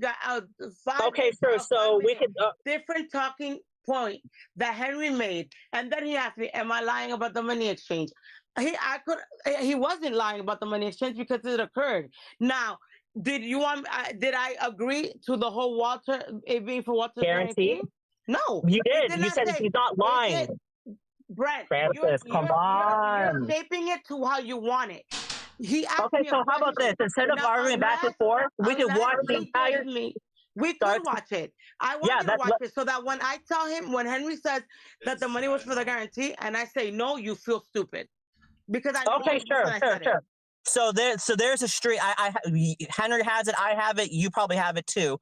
We could go on we could watch it from start to finish. Because the link that you sent me, because you sent whatever you sent Henry, that whole thing, that was you didn't send the live stream. You sent the clip of whatever Henry clipped. The video from start to finish. It's not a clip. But it's not. It is a video that Henry took from the live stream. It's not the actual live stream. That's what I'm telling you. What you sent me, because I have it. Because you told Henry to forward it to me. So I have it. What you sent me, what the links that you sent, and that's exactly what I told Renee when you went on her channel and all that. The links that you sent, the things that you sent were the videos that Henry clipped from the live stream, not the actual live stream, because I go to the actual live stream. And I Okay, hear so when I we have the entire. I have the entire video. It's like an hour, 2 hours. It's not a clip. We can watch it from start to finish, even the irrelevant 4 parts. hours. The live stream was like 4 hours. The whole thing was like 4 hours, or something like that. Okay, then we watch the whole 4 hours. We'll watch the whole 4 hours. You want to watch the entire thing? I guess that's what we have to do, and then we'll go because arguing back and forth. Watch the whole thing. I mean, you're arguing for someone who already deaded the conversation. You're the one that asked me why I'm telling you why. It's because I feel that you were. You just said that when you met him, I don't know if it was this one, but you said that he was a liar. When it was clear. So that means it was all clear. You cannot make my opinion from what I saw and an opinion. When you say something is clear from the beginning, then that means you were clear from the beginning, because from the beginning I said the money was not for Walter. When Henry mentioned the money thing, I said yes, there was money taken. There was money taken and given to Walter, and never did I say the money was for Walter. You don't have to, Francis. You know better. You don't have to say those specific words to convey a specific message. You know this. Stop playing. What are you talking about? The money wasn't mentioned until they released the clip. No. When someone spreads a message that is untrue and you agree with it, you are agree with it. In your opinion, I agree with it. He never asked me, was the money for what? No, you said no. And I did not say yes. If he would have asked me specifically, directly, was the money for Walter's guarantee? You know better. Yes, I do. No, yes, I do. Because we talk about 101 things. Conveniently to you,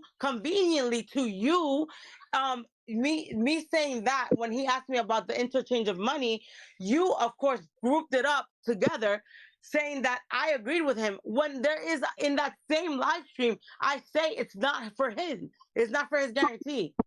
And then again we mention it. When you mentioned it, Henry doubles down and says no. I'll send Doug the video, the entire video. He can watch it time, and then when he's ready, we could both come up and then we could discuss this, because we're going in circles. You can come up to my channel because this is on paranormal. This is not on this. You can come on my channel and we'll have a moderator. You could pick Dust or Ray or whoever you feel is more comfortable, and then we do it, because I know for a fact what I'm talking about. Okay, because that's fine. I have this ready since you sent me that whole thing. I mean, but did I want to argue about it? No, because I already deaded it with the main people involved. So I don't need to continue. But if you want to continue, that's on you. That's cool with me. I personally think that Brent needs to go on Francis's channel, and I think you guys should watch the video together in real time. Yeah, from start to finish. We're gonna have to watch the entire however many hours. Not your clip, the live stream. Sure. I'll send you the entire, because Henry releases the whole live stream from start to finish, and then he releases clips. So the whole video, because he releases the whole video, and then he releases the clips, because people have, as entertainment, it's short attention spans, get more views. But I have the entire video from start to finish. You have the actual live stream, not the video. The entire, not the clip. You went on where it said live. And then you went and you clicked, and that's the link you're sending me, right? I'm sending the entire stream that Henry posted. Okay, but I'm asking, you didn't go where it says videos, you went where it says live. And you got it from there. Henry posts the lives. Yeah. I have the original reason the real Power Rangers left the show. Yes, we could watch it from start to finish if that's what you want. And then we'll go from there. As long as Henry evidence from that video only to disprove my point. Why from that video only when there was multiple videos? No, Henry, you can't private that video. If it's members only, well, I'm sure Henry. I'm a member. I know, but I'm saying, members only. Is it? But I don't think so. I have the portion that Henry talks about that video, but that's not the whole thing, obviously, because it's not relevant. But if she's going to argue out of context, the context is the live stream. think everyone would Well, agree. I'm gonna get the live stream. We're gonna watch the live stream. And when I say it's not for his guarantee, you better apologize. Okay, that's 100%. And if okay. I don't say it, then I'll apologize. Henry But says I know 100%. Henry says privating the video right now. Henry, I gotta ask you, how much is it to release the live stream? The whole If he private it. the thing is, like, I have the clips, but obviously you argue out of context. So this bad faith argument of out of context is used to discredit, and it's kind of like. Well, I know what I said, and I have it. So it doesn't matter if Henry privates it. I already have the whole thing. So, because when I'm right, I'm fucking right, and I know I said it. All right. 100%. Yes, baby. All right. I love you too, my love. Sorry. But yeah, Brent. I'm free next weekend. I'm free. Wait, when is Halloween? Oh no. I'm free next weekend. Or the upcoming weekend. Let's make it happen so Brent can shut the hell up and has nothing else to talk about. About the Walter tape. Then he'll talk about we'll talk about other things like your hatred towards JDF, but then that's a different topic. That's a longer topic. It is. Someone asked for the apologize thing. I don't have it. I'll be damned. I need it. I need to apologize. I think TJ sent it to me actually. Yeah, I don't have apologize. And you know what's funny? The diabolical soundbite, the one that's edited, I made it and I don't have it anymore. I don't know. I don't know. I'm telling you, I didn't know like that the things erased. The fucking stream deck is so horrible. Yeah, well, I have so many sound bites right now. Like I'm utilizing it a little bit, but no, my son has this obsession with Skibidi Toilet. So now I have like a section that is Skibidi Toilet, and it's like I can't. Too many. Oh, look at Brent. Brent left. Oh, Brent, did I make you mad? no, Brent? maybe he lost his signal. We'll see if he comes back. I don't have an apologize. I apologize because I don't have the apologize. I don't know why I don't. I used to. Look at Henry pirating the video. Henry loves. Yo, I'm telling you, between Henry and Chad and you guys are like the biggest trolls in the world. I mean, I haven't been lately, really. You've been good. You've been good. Well, I've been trolling the paranormal a little bit, so. But you know. Wow, all of my Renee stuff is gone. Why is it gone? I didn't delete it. You sent them to me, but you didn't send me apologize, I think. I'll be damned. That's crazy. Like, that's a problem. I got the Brent stuff. I got the Day One No More, the Eliminate. Let's see. Homeless getting blocked. Oh, well, I have this one. And the reason why people ain't fucking with you is because you are a liar. You a liar. You sent me that one. Yeah, I got it. I do have. You's a bitch. But I don't have the apologize one. I don't know why. So I apologize. We need to get it. Where's TJ at when you need him so he can send all the sound bites? Yeah, I'll have to check. I have a thing that TJ sent me. Maybe it's in there. I'll send it to you of all like the Henry Cord stuff.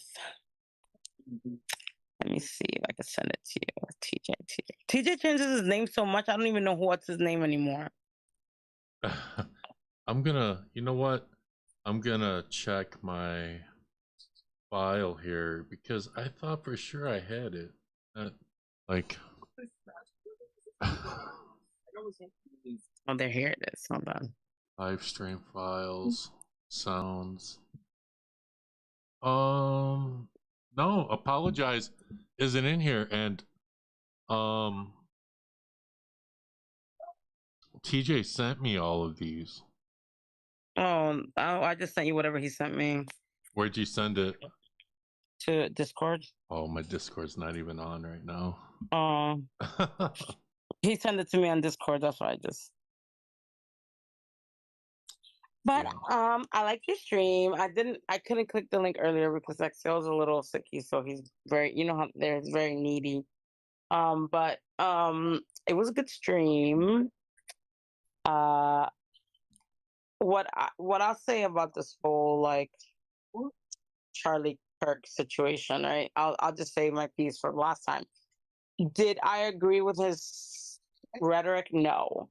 There are a lot of things I didn't agree with. Some things I do, like any normal person, right? Any normal person. But did he deserve to be executed the way he was? You know, no one. I mean, you know, it's I find it hypocritical that, you know, everyone's like, oh my God, he, you know, was executed for his beliefs and his opinions, but then we are censoring people for saying their opinions, right? Like Jimmy Kimmel, and other, you know, other people are getting canceled. People like their lines, right? I don't think Jimmy Kimmel crossed the line, and I've seen people really cross lines, right? Like laughing at it and you know, wishing more of that situation to occur, which should not happen, you know. But I think it's, you know, stupid to censor people and then, you know, cry about what happened to him. It's either, you know, it goes both ways. You know, yes, luckily Jimmy Kimmel is not getting shot at or whatever, but, you know, to lose, just say his main source of income over an opinion that I don't even think what he said was that bad, right? But, you know, hey, we live in a fucked up world, and I'm scared for my child. You know what I mean? Especially him being a boy. You know, I think men, you know, you guys have it harder in certain aspects. And yeah, it's a scary world. Scary world. We have, you know, people killing people on the internet acting gangster like they're gonna do something, people with mental illness, you know, using drugs and using YouTube and Instagram as a platform to, you know, unleash their unhinged minds. You know, we've all subjected to that person, but I feel like cancel culture is just bad. You know what I mean? It just makes things worse. Look what happened with Disney. You know, if and with the person that murdered Charlie Kirk, if he thought that by doing what they did to him, things were gonna stop, I think they just made things worse. If they were really truly trying to you know, silence him. Actually, I saw some paranormal. I mean, supposedly a medium, right? I don't know if you saw this dust, and she was talking about. Oh, Brent, you're here. I'm sorry. Are you here? Oh no, Brent? that's fine. It's good that we're talking. Please the topic about continue. Charlie Kirk is very. It highlighted how cruel people can be. Yes, They're saying that they're glad that Charlie Kirk is dead, and it's kind of like this. The impact. I mean, I know JDF. And Zach Taylor. Like, that world is power. It's the convention, the entertainment industry. But Charlie Kirk has such a wide reach. You're hearing some of the nasty stuff people are saying. Oh, he deserved what he got. I'm glad he's dead. I don't believe that. I don't listen. You and I can argue. I could argue with someone. Someone could do, you know, say some horrible things, but I believe in God, right? So how can I say I believe in God and be like, I'm glad someone's passed and the way that they passed, and, you know, leaving behind 2 innocent children when I'm a mother, and you know what I mean? even if I didn't agree, let's say, with his rhetoric and his teachings or whatever, that doesn't mean that I agree with him not being here and him not being able to, and him being able to express himself. So, you know, I just think that if they were trying to silence him, I think it backfired. There's gonna be more Charlie Kirks, like people now. You know what I mean? So I mean, I don't know if you saw this. That's what I was gonna say about the Medium.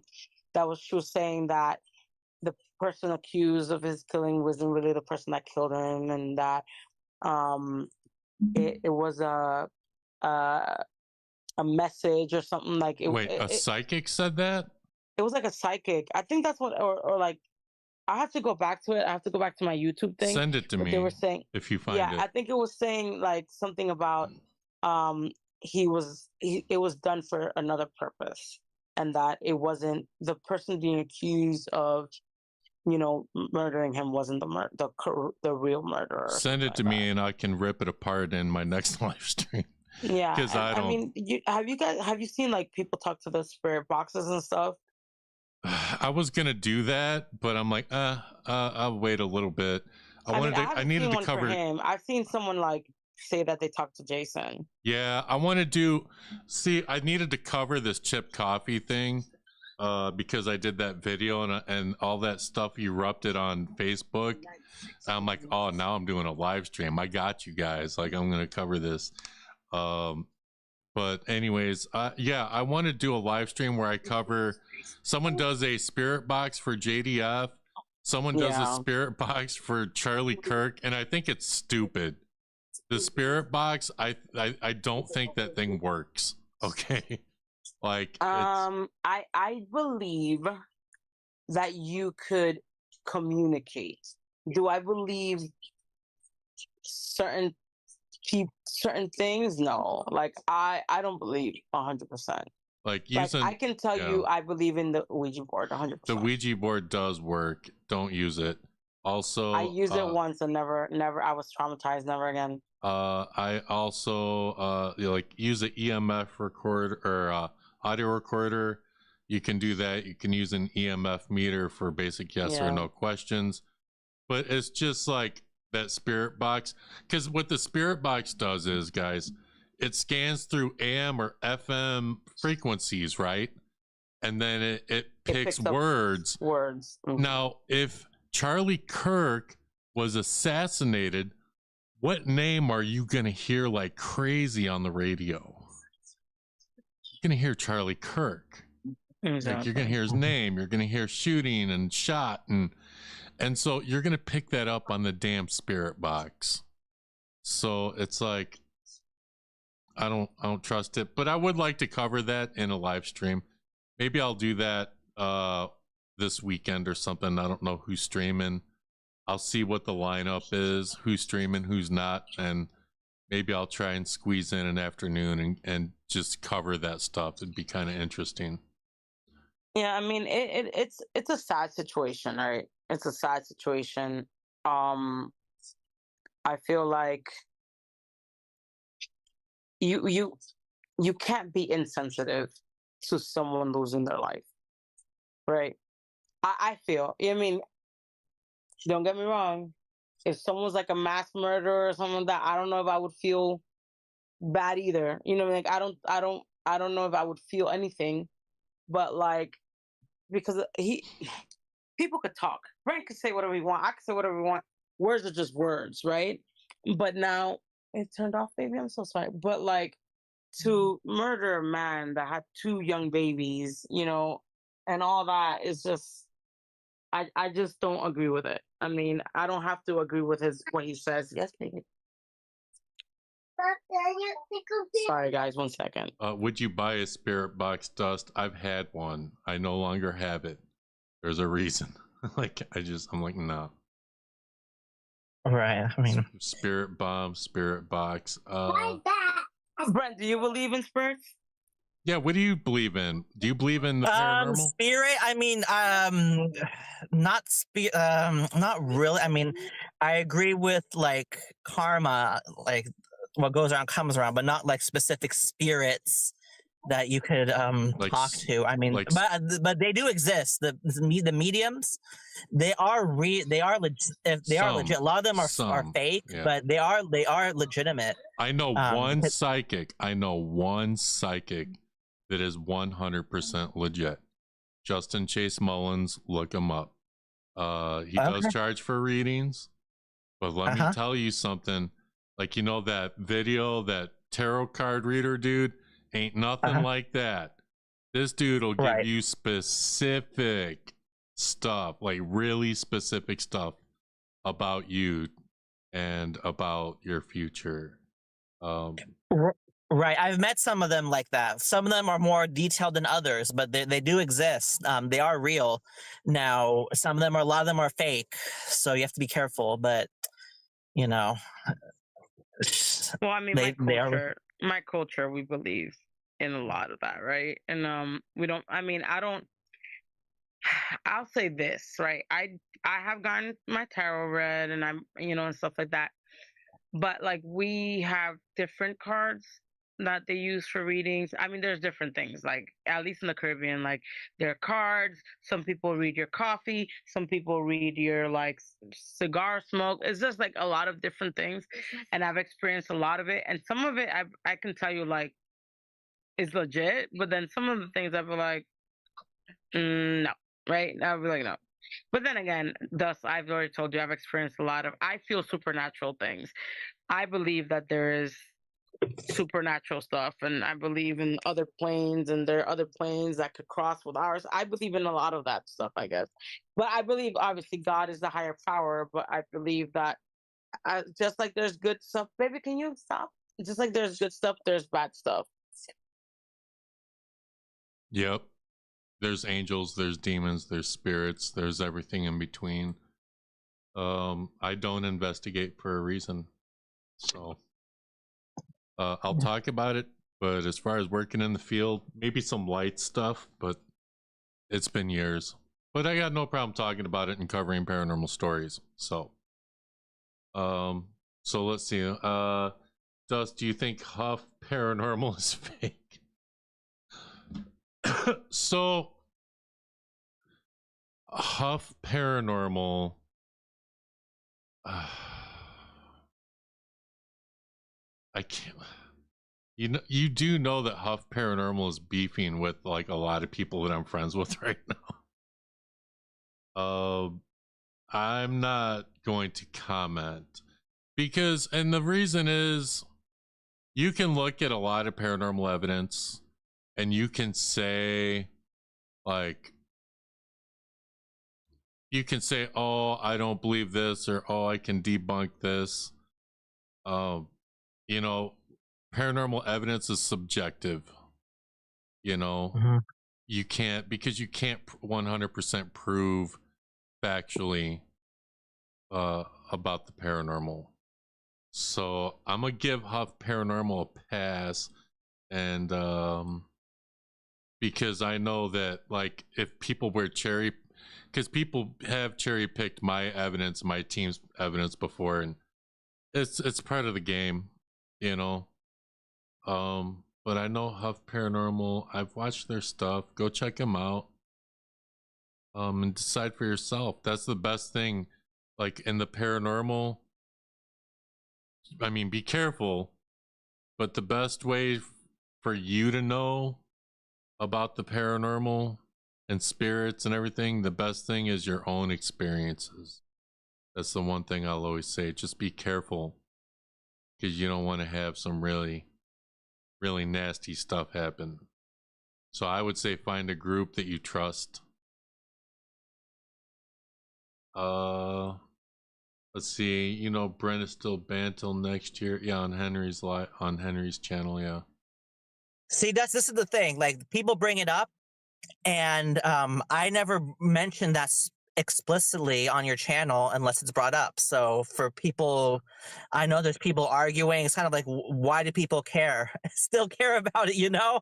It is what it is. Henry has a right as a private business to conduct it as he sees fit. there's really no more discussion. Yes, but you have been mentioning lately a lot about the strike. Just like. Oh, I'm allowed to do. Yeah. No, but no. You're allowed to do what the fuck you want. I'm just saying it's been very cheeky. Yeah, I mean, why? He's allowed. He's mentioned me without. I've been banned. He still mentions me. I could do the same, you know.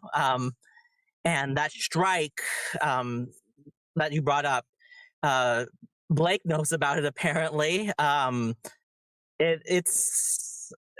It is what it is. Like Rican is following in his footsteps in that regard. I mean, not as a good one, but it's kind of like, yeah, strike one, I guess. But it's not that big of. I don't know if it's that big of a deal, though. I don't know. I don't think it is. I mean, I'm sure it's just like a warning, right? It's not like the end of the world.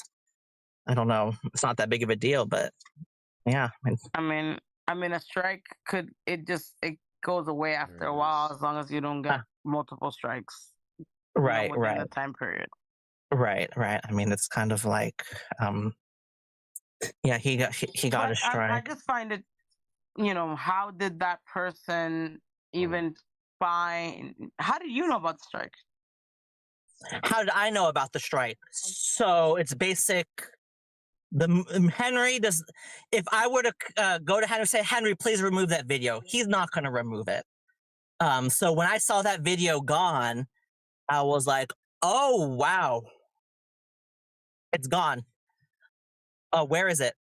Okay. Henry does not remove content unless he never removes content. I might disagree with him on certain things, but the one thing he's consistent about, he's never removes videos from his channel. Why did you go to that specific video? Really quick, guys. If you do want to check out Huff Paranormal, decide for yourself if you think their stuff is real or fake. Link is in the chat. Someone did ask Suspect 13, what is the name of the legit psychic? Justin Chase Mullins. You can look him up on Mullins. Oh, okay. So you can check him out, and he's legit. He is legit.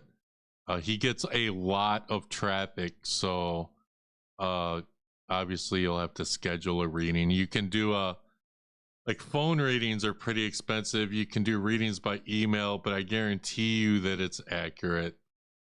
Whatever you get, it's accurate with him. I'm vouching for him, and I don't vouch for psychics. Like, I will vouch for him. Okay. So for everybody else, but please continue. We got like, my girlfriend's like, come on. So you all got like 2 minutes, and then I got to shut her down. Okay, so basically, YouTube, Henry never removes the channel, and I was watching. I'm like, "Whoa, where's that video?" Like, not that I like that video by any means. Looking for that video? No, well, when I at that time I was still subscribed, so I was watching, and then I was like, "Oh, where's that video that I felt it was?" I didn't like the video that the material he posted about me and Walt. I didn't like it, but it's part of social media, so I'm not gonna complain. I didn't complain to Henry to remove it, but it's kind of like, oh, where's that video of me and Walter? And then you think that. So what you think, Walter? And then Blake Foster, and then Blake Foster mentioned about a second strike. And I was like, oh. You put two together. Henry never removes video. If I were to ask Henry, please remove that video, he's not removing it. No way. So somebody must have given him a strike. He must have forced him to remove that video. And it's reasonable to conclude that based off of Blake Foster's comment about a second strike. And that material, there was 2 videos that Henry made. The full video. Hang on. Really? Of the stream, and then the clip that he made, both gone. Hang on, I was like, Henry loves it when I interrupt you guys. He said I interrupted you guys when Francis had you. Look, I gotta answer super chats, and I gotta I gotta post stuff. But Henry is saying that you are lying. I think Henry, you can't click the link. I have to shut it down so you guys can finish. So wait, did you know about the strike before the strike happened? No. Because that's very odd that you would specifically go constantly to that video and magically it's gone? No, because I was still subscribed. I unsubscribed, but I was subscribed to Henry's channel. I mean, for obvious. I mean, I was still subscribed to the channel, and then I saw the videos. I didn't like it, but it's kind of like that's social media. I'm not going to complain to Henry. I saw in the chat that people were complaining. I'm like, that's just part of social media. I didn't send Henry any emails or anything about that. And then it was gone. And I was like, oh, it's gone. And then Blake Foster made the comment about the second strike. I was like, oh, wow, there must be a first strike because Henry does not remove content unless he must have been forced. And apparently, yeah, someone did remove that, have that strike on there.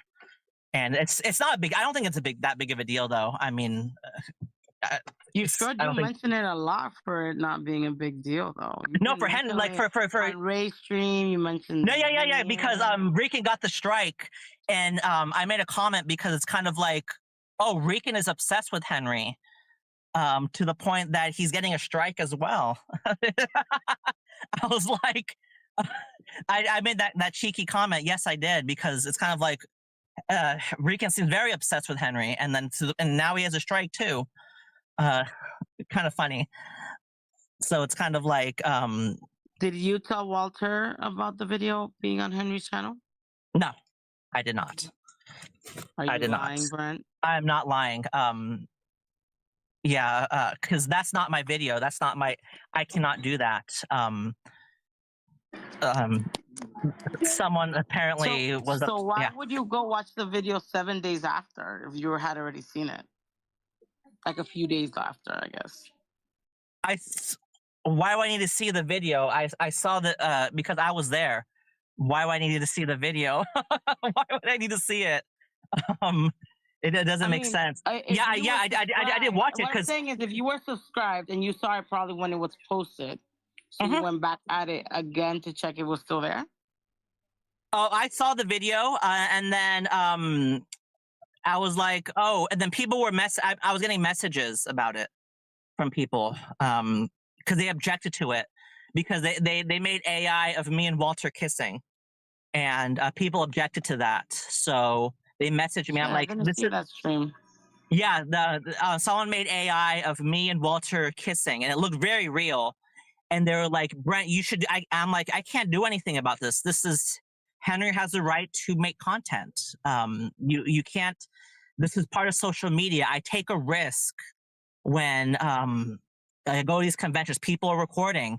That's just part of the nature of the business. Someone obviously record that interaction for Walter, and apparently I suspect that someone took issue with it, and it's kind of like, but I didn't ask for because I don't have that authority. I can't say that I can't have Henry's channel striked for that video. That's not my place. So I didn't strike him. Do you think that's fair that it was taken down? Do I think it's fair? Well, I mean, it's copyrighted material. I mean, same with Rican. He used copyrighted material and people took issue with it and they striked him. It's kind of so you think it's fair to strike someone because, why do you think it was stricken? You think because it was shared or because he was reacting to it? I think I can't speak for the person who had it removed, but I suspect he took issue with the coverage and the material, and he just chose to do it. And clearly he was in his this person had the right to do that because, it's but it's that fair person's to say that if you post something online, let's say, especially Instagram, everyone has the right to react to it. I saw that video from multiple people, not just from Walter. Right, but you can't. What I'm speculating. I don't know the ins and outs of YouTube. I'm sure enough of that video was played where it was. You can't claim fair use. I'm just speculating. I don't know, I mean, but that's fair why use. So YouTube approved it. technically, as long as he is reacting to the video, he's not claiming it as himself, as his, and he's reacting to the video. It's technically fair use. Well, you could make the same argument for Rican. He wasn't. He's just using it as a reaction. No, I mean, Rican I was don't. literally playing and saying nothing and playing the thing for like minutes of. That's what I heard. I wasn't Right. But and I didn't see the whole video that Henry posted. But what I speculate is that enough of it was played where it was the owner of the video wanted permission, apparently, and then it was apparently YouTube agreed with the video being taken down. No, I mean, if they can strike your channel and you can fight it, but you know it's an option. When you fight it, that person can get all your information. Not everyone's gonna waste their time or dox themselves. Guys, my girlfriend did say, here's the deal. My girlfriend said, Henry, because Henry's saying a lot of stuff in the chat. Oh, is he? Henry, you can click. My girl says you may confront Brent if you want to come up and ask him questions. So the link, I'll have to drop it one more time. He wants to confront me, but he banned me from his channel. Very interesting. I don't know if he wants to confront you, but my girl's like, because she's watching. He said his girlfriend did. He said okay. I mean, it's kind of like it's whatever. Like I didn't, like it's kind of like social media. You have to expect. I've seen unflattering pictures that I don't like, but this is the nature of social media. You have to I've seen unflattering pictures of all of us on social media. We're not going to complain. So what do you think about other people having that same video and reacting to it, and their videos are so up? I think there's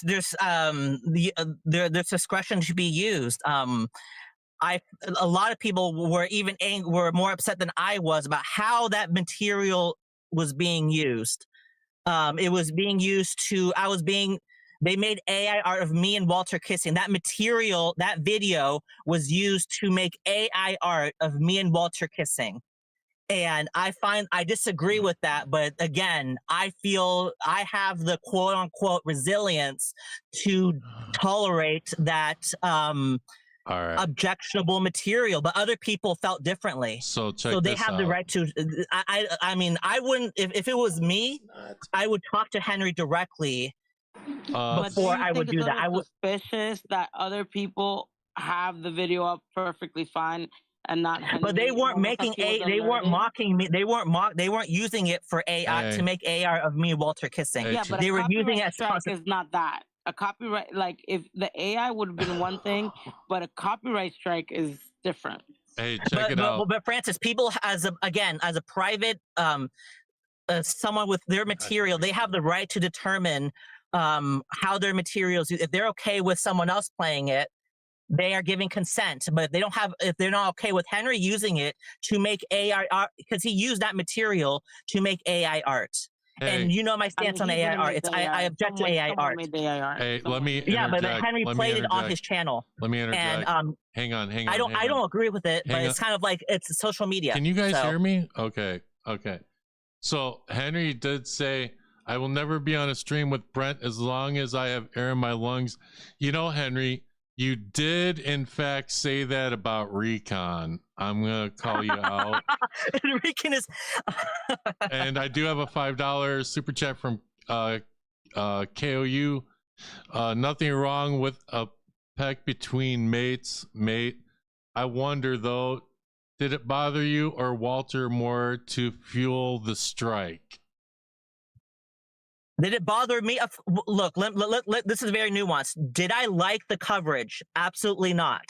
Would I go to the steps to have it striked? I would probably not, because again, this is me speaking. But did you alert them about the No, video? I did not. Because if we go with what Walter has said, Walter doesn't really see Henry's channel unless you tell him.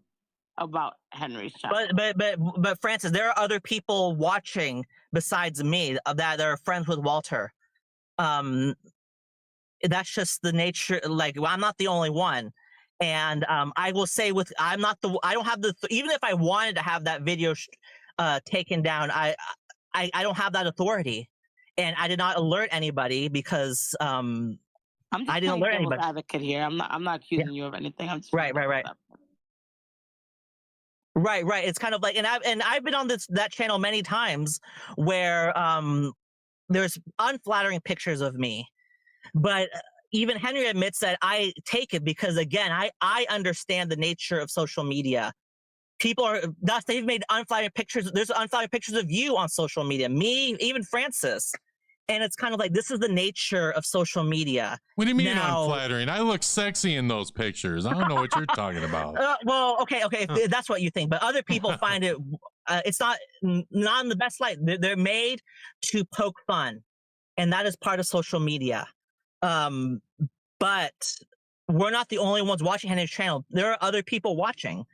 And I will say with confidence, I did not push for that strike. It was done. It was done by somebody else. And even if I wanted to, I don't have that authority because that's not my video.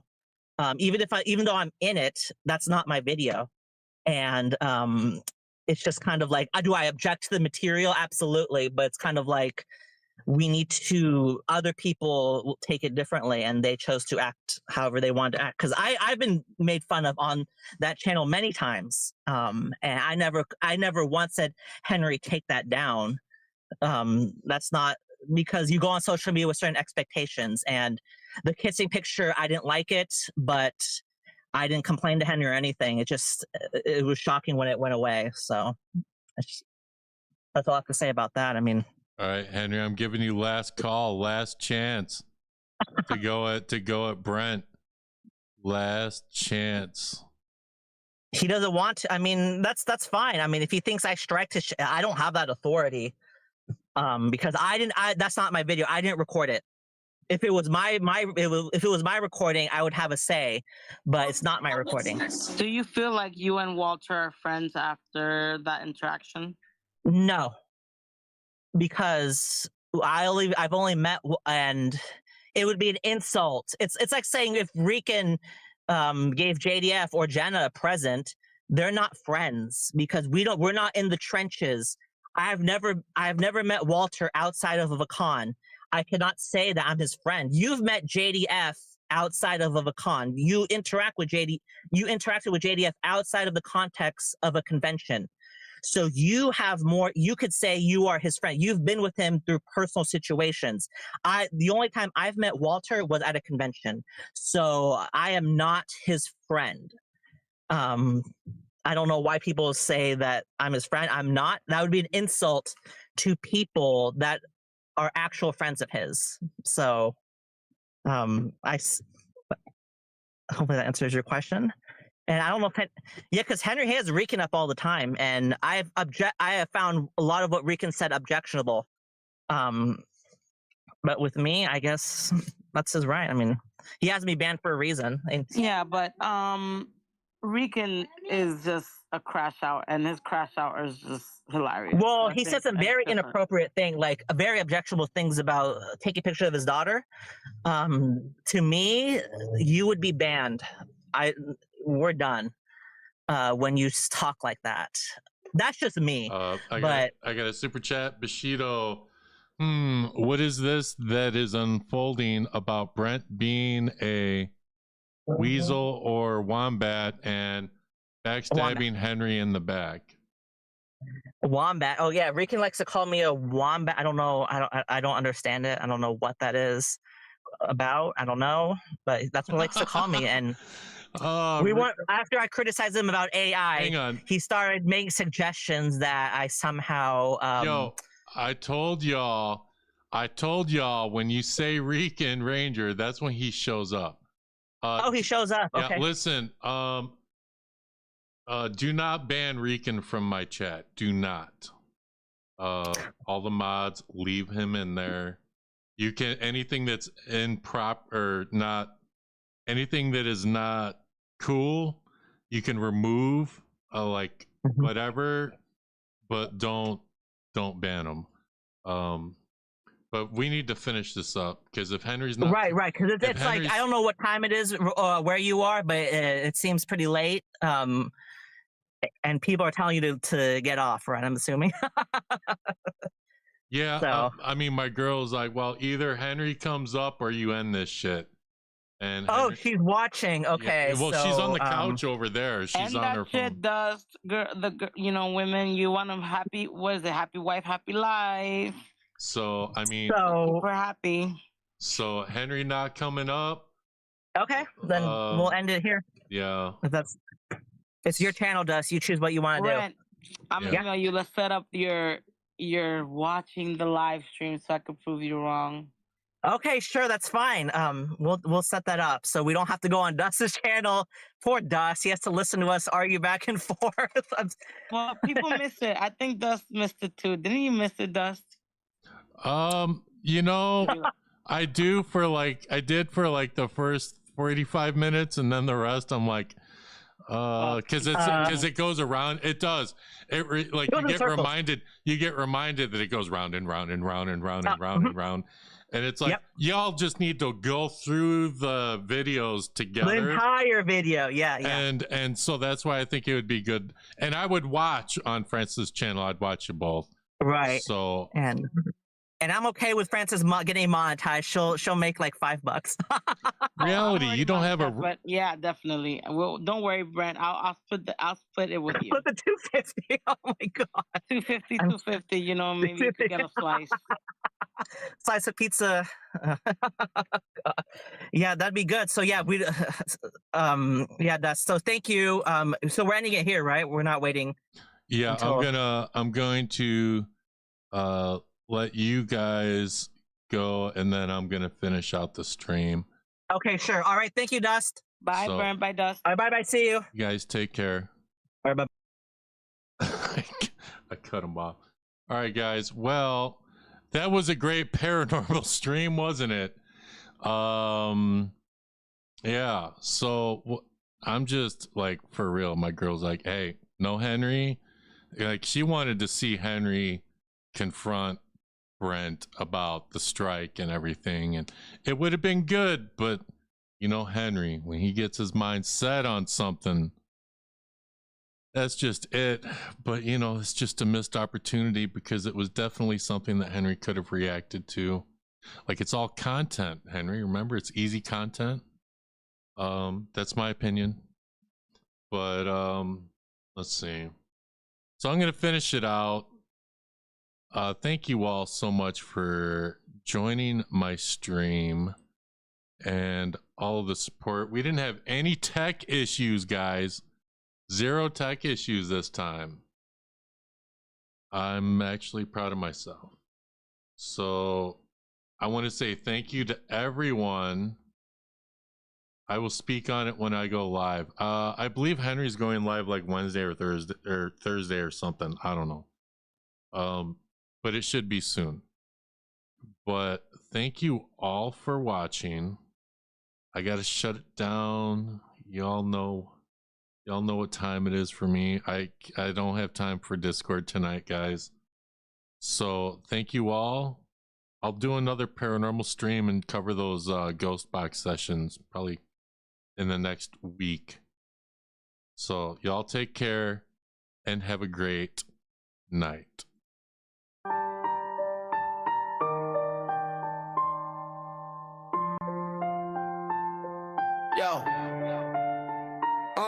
Yo, Rhyme Buell, man, your story's a wreck. Faking cancer for clout, what the hell's next? Scamming fans for them tickets, never booked the event. Now your whole damn career looking twisted, bent. Crystal meth in your pipe, crack smoke in the air. You abuse your own people, they don't even care. Got your ass beat down for the lies you spun. Now you're banned from the screen, yo, your show is done. You ain't Zach Bagans, you a cheap imitation. Clinging to Annabelle for some weak validation. Chip, Coffey, aired you well.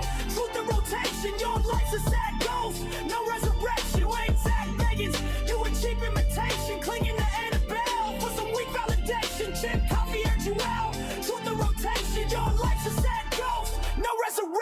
Gross Productions, drop facts, put your lies in the grave. Any SPR don't want you, no cloud to save. Jealous of Katrina, Heather Taddy on the rise while you drowning in your envy. Tears flood your eyes. Sergi and Melissa found love, that's true. But loneliness is the only spirit haunting you. All your castmates succeed while you spiral and fall. Now your paranormal state ain't paranormal at all. You ain't Zach Bagans, you a cheap imitation. Clinging to Annabelle for some weak validation. Chip Coffey aired you out. Truth in rotation, your life's a sad ghost. No resurrection. You ain't Zach Bagans, you a cheap imitation. Clinging to Annabelle for some weak validation. Chip Coffey aired you out. Truth in rotation, your life's a sad ghost. No resurrection. Ryan Buell, no respect, no trust, no fame. Your name's a ghost story, just ashes and shame. Try to haunt the scene, but you lost that fight. Now fade back into darkness, out of sight.